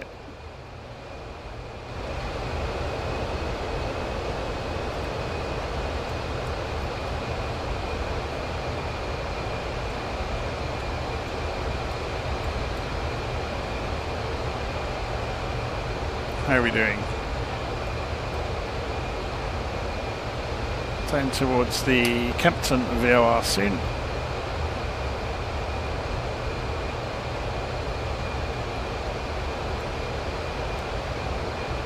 And then we go low level through the valleys if the weather's clear when we get there.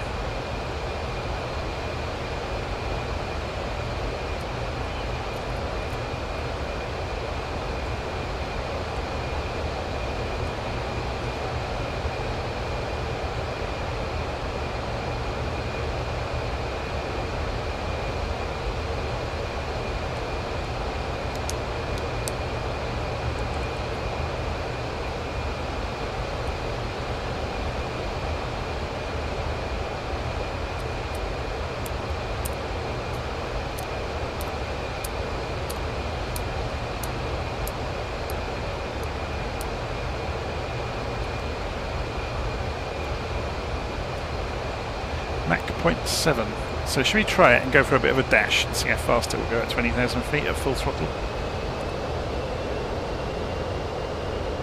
So you can see that. Notice at high altitude it doesn't howl.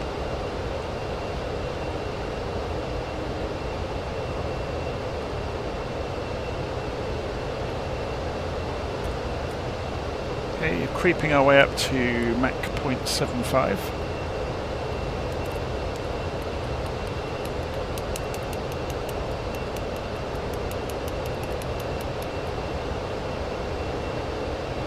Be interesting to keep an eye on the temperatures running the engines flat out.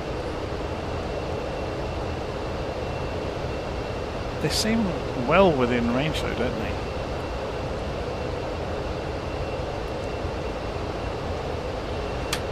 Should we retune the Tecan to something a bit closer? What's the range of this one? 80-mile range. Is there one out in front of us somewhere? There's one at Lechfeld. Has Lowy got its own Tecan? No.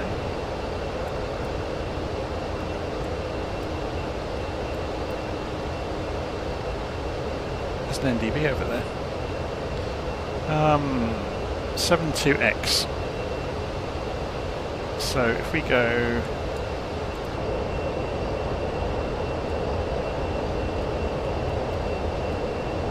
72X.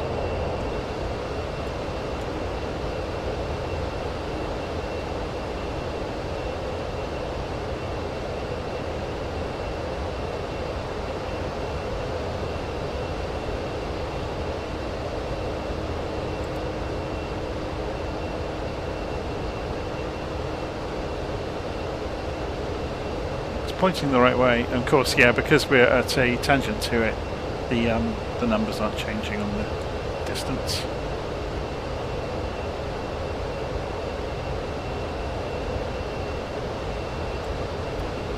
How are we doing for speed? Mach 0.75 seems to be about the limit at this altitude.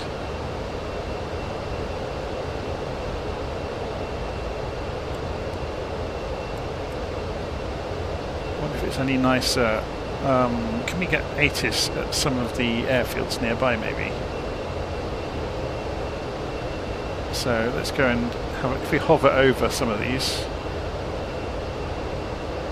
10,000 feet. That doesn't seem like what we're seeing, does it?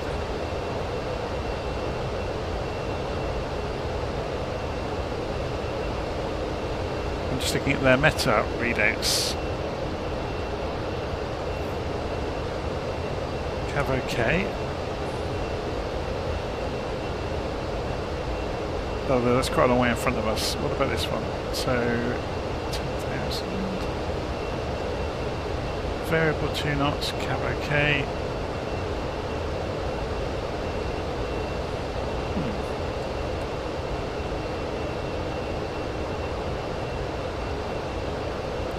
Let's try descending back down then, shall we? So if we go for,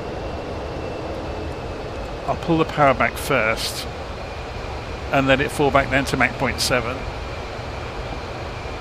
and then we'll go to indicated airspeed mode and use power to descend.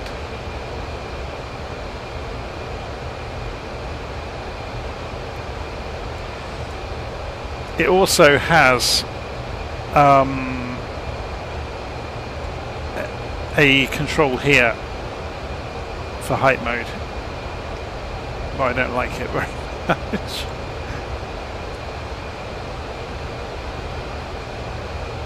It's a bit of a guesstimate tool. Okay, so speed is just about leveled off. Indicated airspeed mode.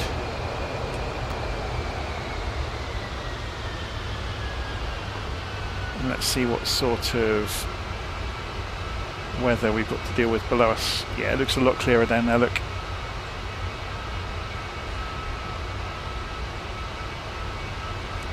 Let's go for head tracking for a while now. We haven't used it, have we, really?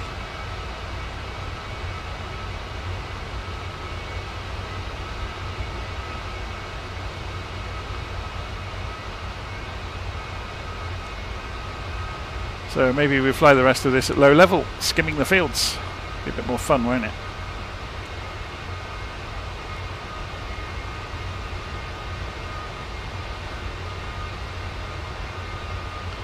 So 108.40 is the VOR we want. 108.40.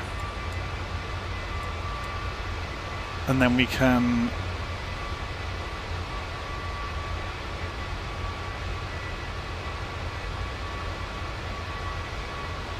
spin this around. There we go. So we're going more or less the right direction for it, which we kind of knew anyway. But obviously the heading bug's now going the wrong direction.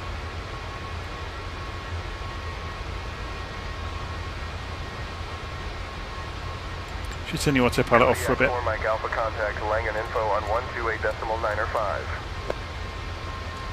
Contact Langan Info on 128.995, Kodiak P0 for my Alpha.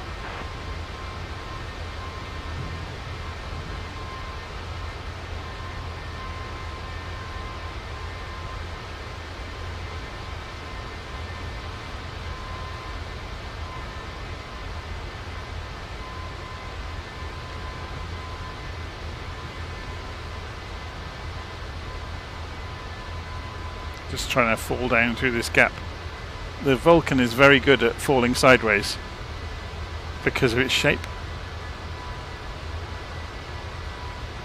You just need to be careful.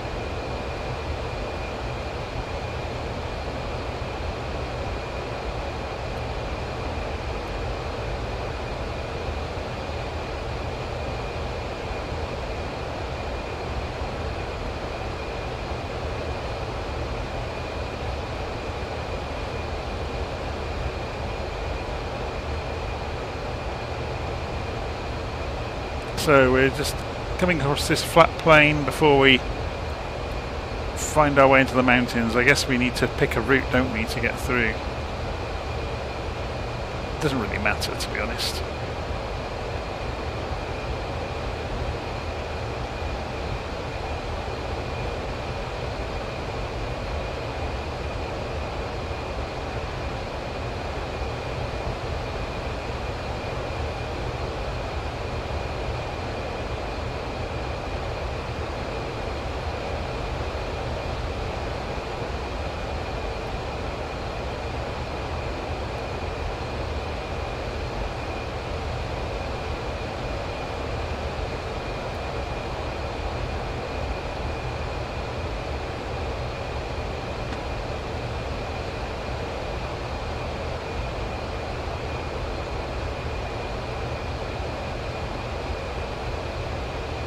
Vulcan 426, contact Langan Info on 128.995, transponder 7000.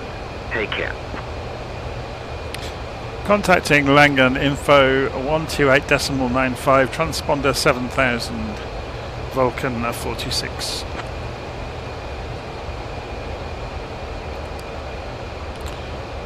Langan Info, Vulcan 426 with you at 2,700 feet en route to Innsbruck.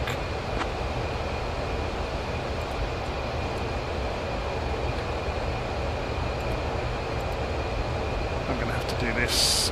This is going to be difficult. Vulcan X-Ray Lima 426, Langan Info, Roger. Continue. En route to Innsbruck, QNH is 1013. Winds 220 at 17 knots.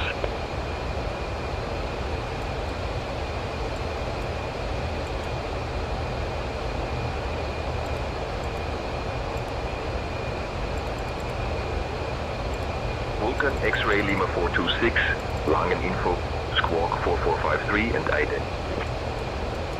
4453. Vulcan X-Ray Lima 426, Longshan Info, verify your squawking 4453, mode Charlie, and verify altitude.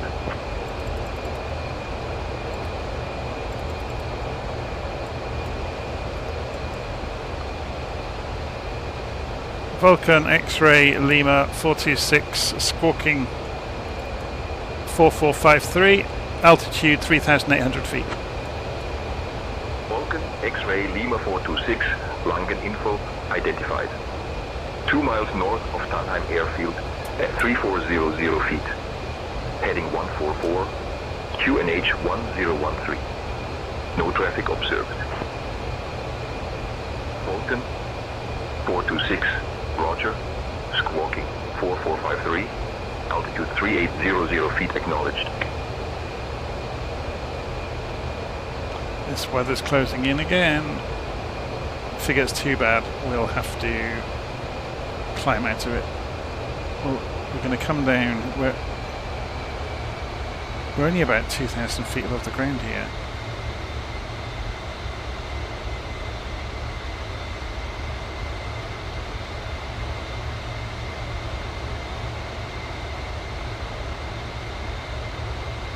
$15 miles out from the VOR.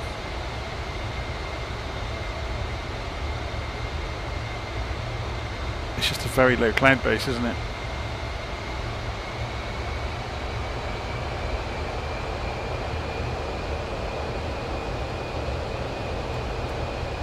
So hopefully by the time we get to the hills, it will clear.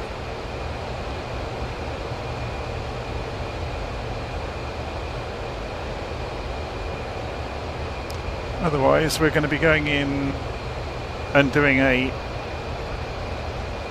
much more careful approach into Innsbruck. Vulcan 426, contact Langen Info on 126.905, transponder 7000. Guten Flug. Contacting Langen Info 126.905, Vulcan 426, transponder 7000. Guten Flug. So, can we do this in time before this plows into the ground? So 7,000. 567.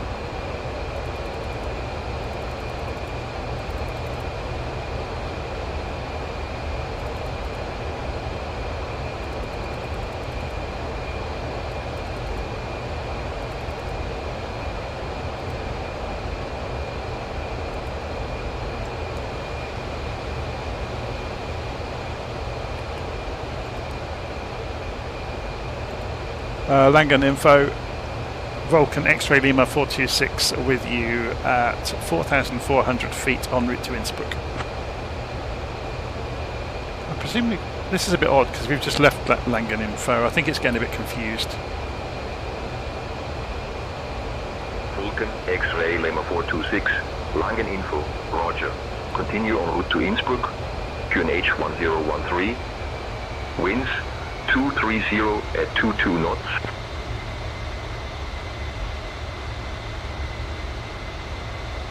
So I've just recalibrated the altimeters.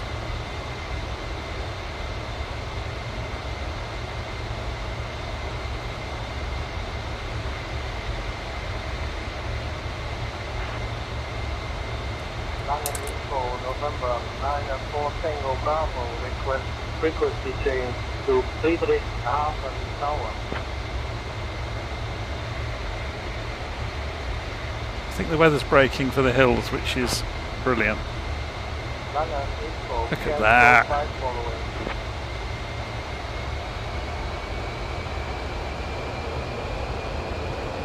Finally.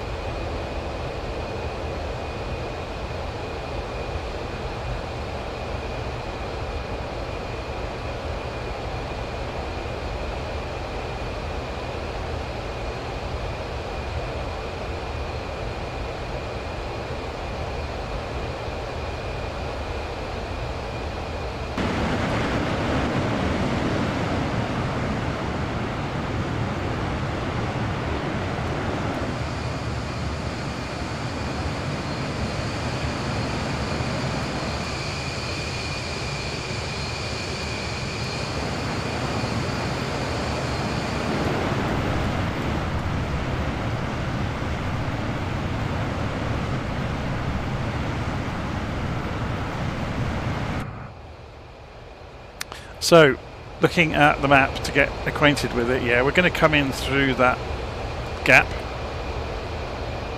and then try to come straight down for Innsbruck in as straight a line as we can, obviously flying the valleys. So down through here, follow the road, follow straight on. Well, that's the plan.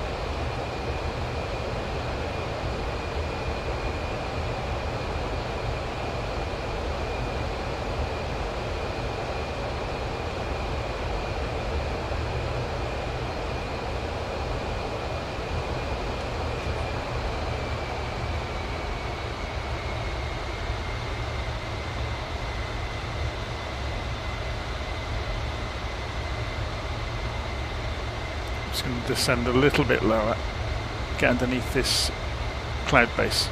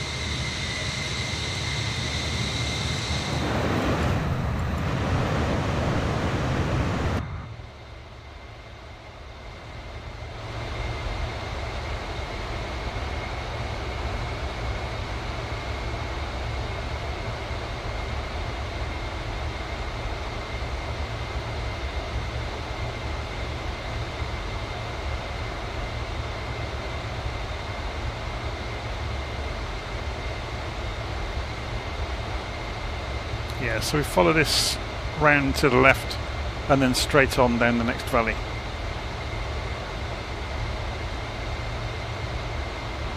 I have to apologise to the co-pilot, I'm going to lean all over him. Unless I can see around this corner from this window, I can just about see.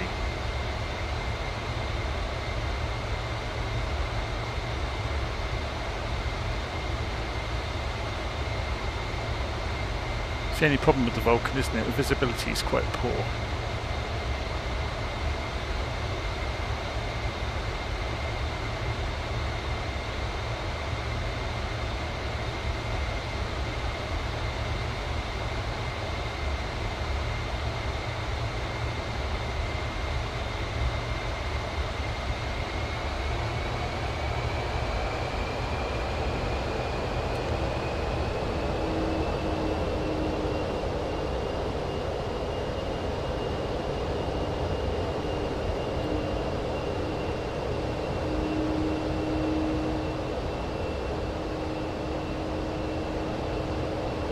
Yeah, I'm not going to play with terrain following, I'm just going to hand fly this in. I'm not going to tempt fate.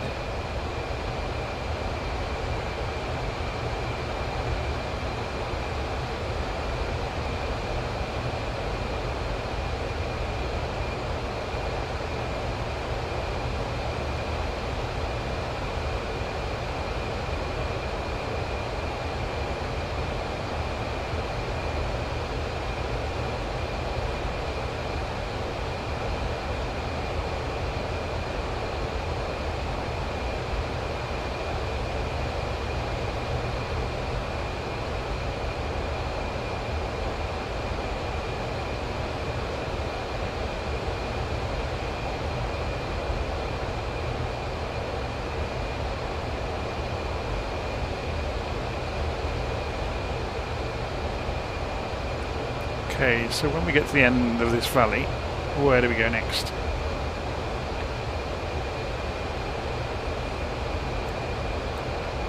Sharp right and then left. That takes us straight into Innsbruck. Okay, that's straightforward then. It's a hell of a rock face up there, isn't it?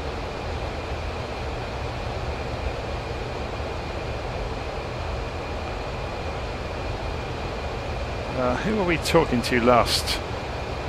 Langen Info, Vulcan 426, ending flight following.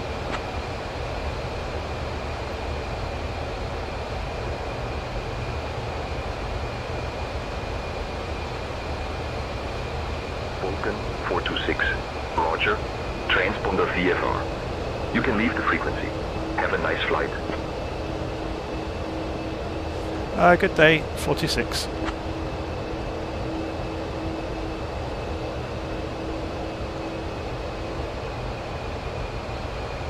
so we just fly down the valley.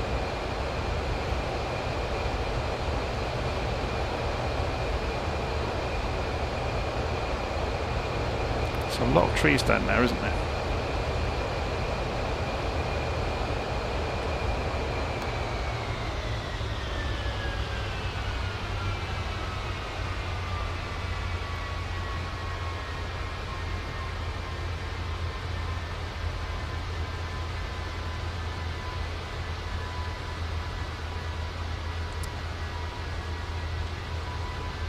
I think I've got Jane, the tour guide, on one of the buttons.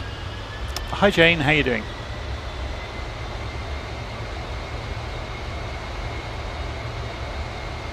I'm doing great, thanks for asking.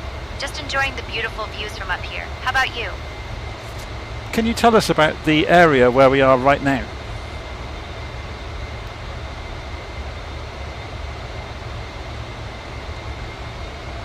We're currently flying over the stunning Inn Valley, surrounded by the majestic Alps.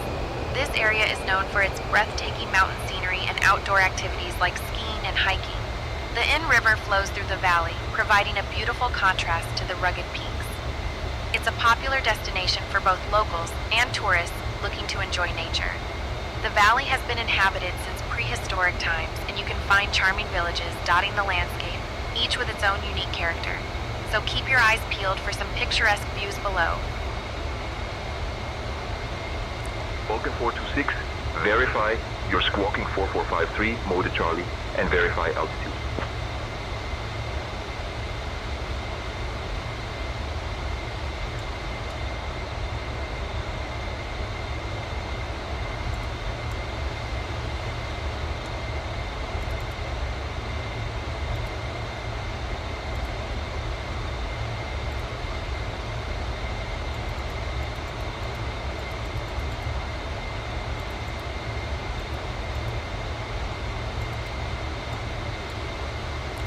I didn't know you could do that.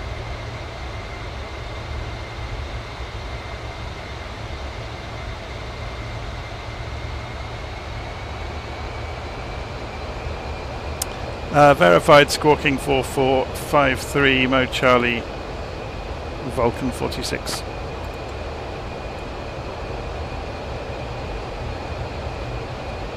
Oh, okay, 4453, I've typed it in wrong, haven't I? 426, roger. Squawking 4453 mode. Charlie. Acknowledged.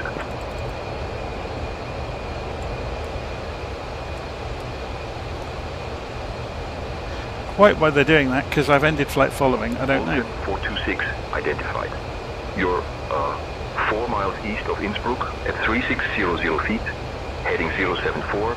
QNH is 1017, no traffic observed. Copy instruction, Vulcan 426 contacting Innsbruck Tower now. Good day.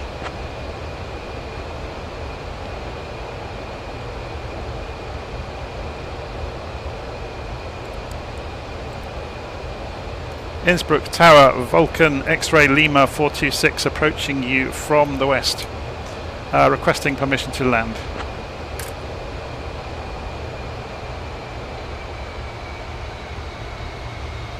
Vulcan 426, enter left base for runway 8, winds calm, cleared to land.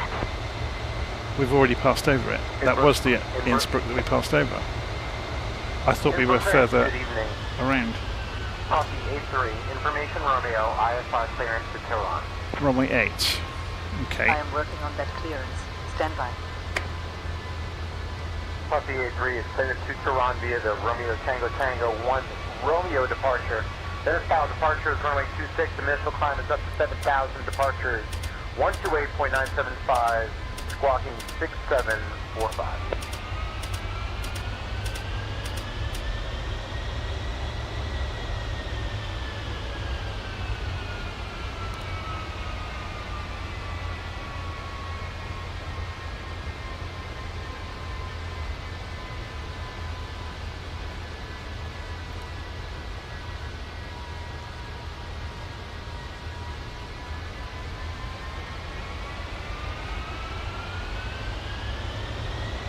Does Innsbruck have ILS? It does. We're a bit close to be able to get it at the moment now. what I'm going to do is circle here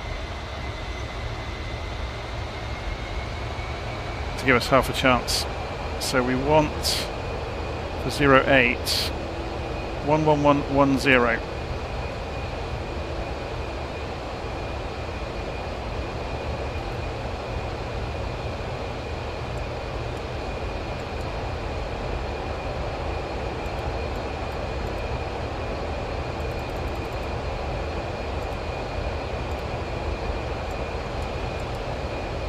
We want the HSI on 080.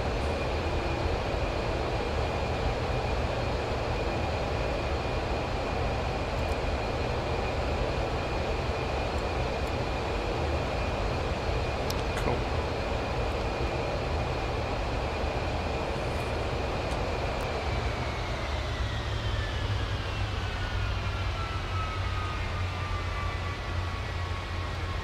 So we should now get the ILS correct.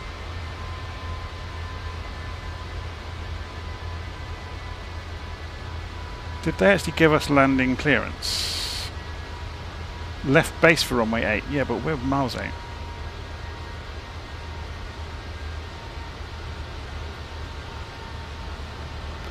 Innsbruck Tower, Vulcan 426 requesting straight in, runway 08.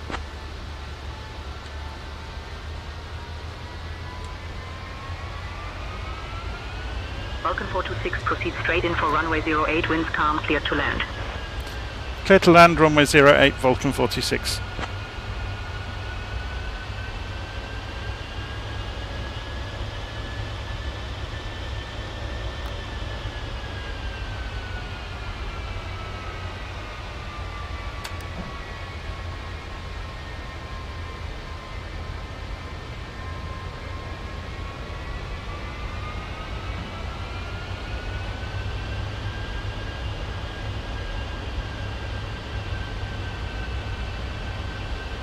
Just watching the glide slope here.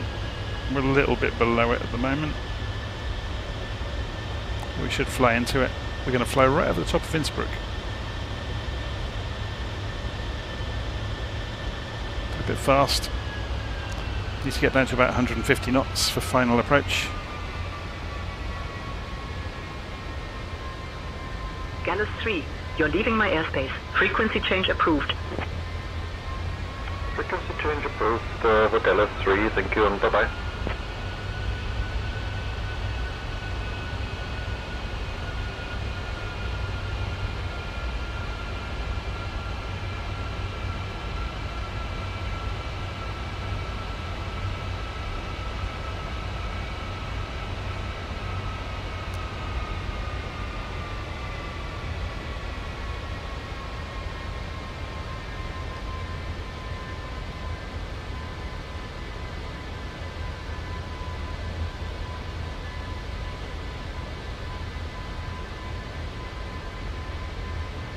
Have a look at this from outside while we can, just briefly.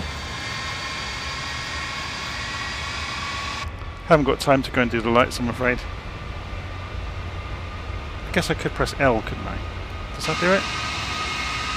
No, not anymore. So we can see the puppy lights now.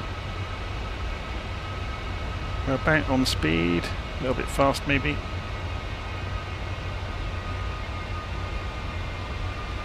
I'm worried about going any lower because of these buildings.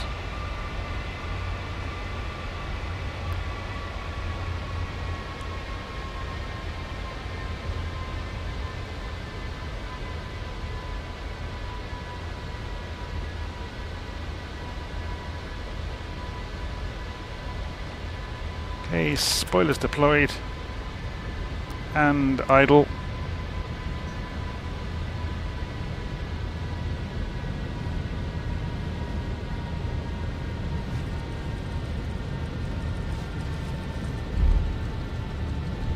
And we're down.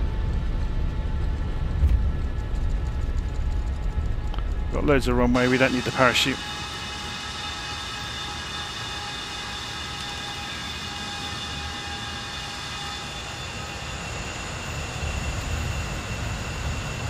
So where's the gates? Okay. Vulcan 426, welcome to Innsbruck. Taxi to apron 1 via Alpha, stay with me.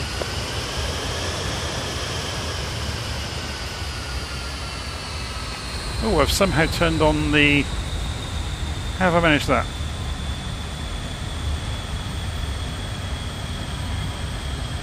I've got a button mapped somewhere that's turned on the taxi arrows. I think that's coming from SayIntentions.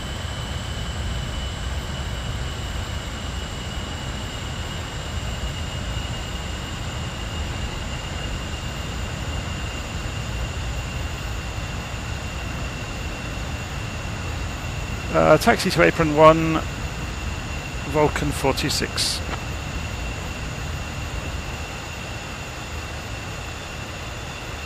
So I think these arrows are generated by SayIntentions. I can't remember how to turn them off.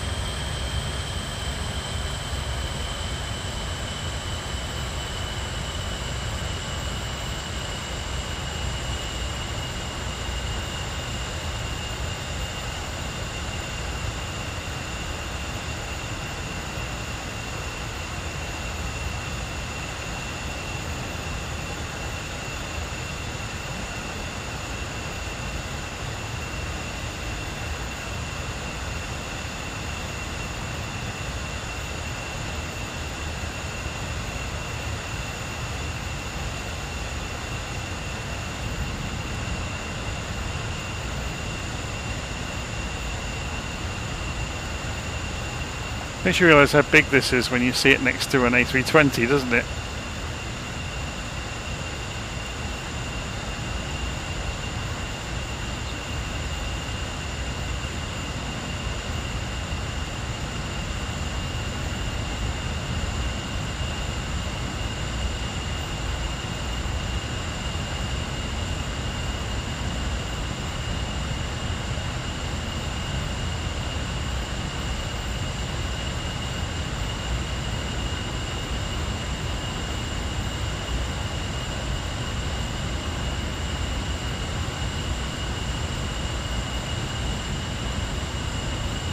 I guess we can pick anywhere to park really, can't we?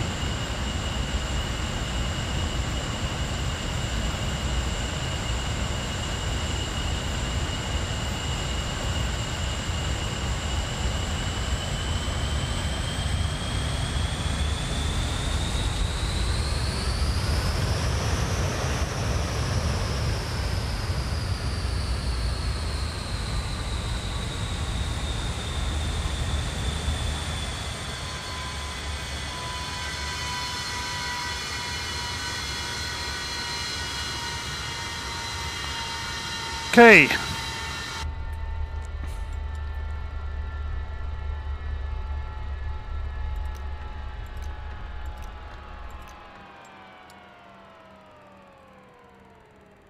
I'm not going to go through the full process properly, we're just going to do things the quick way.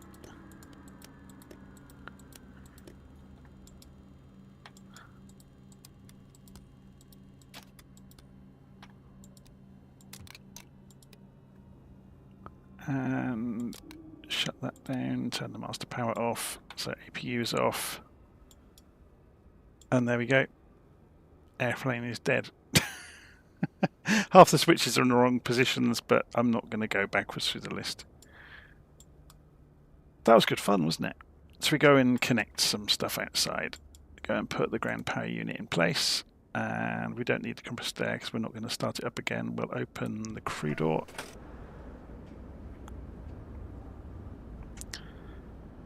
And there we go. So what traffic injection am I using? I'm not. That's just the default aircraft in 2024. That's what it has. It puts lots of airplanes in if you let it. And this is the stock Innsbruck that comes with 2024. It's not a special version. It's quite good, isn't it? I think they updated it when they did one of the world updates last year.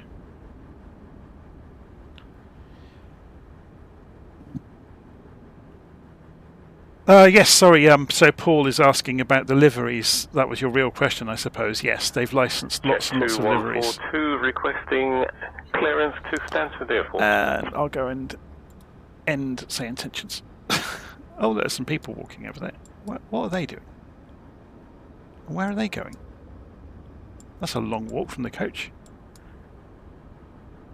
There's obviously this part of the animation, I guess, of this airport, but it's got it a bit wrong, hasn't it? They're walking. Why didn't the coach park by the stairs of the EasyJet plane over there? He's made everybody walk about 300 yards. It must have a minimal version of GSX in this scenery or something, I guess. That's funny. I didn't know this was here. So if you come and visit Innsbruck in 2024, you get to see this sort of idiocy going on.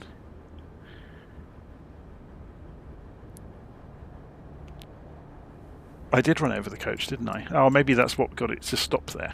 Maybe I flattened his suspension and killed him. Right, I'm going to leave it there. Hopefully you enjoyed that. So that was a flight in the Vulcan from Coningsby in England, right the way across Europe using flight following with air traffic control along the way. And landed in Innsbruck. It was good fun.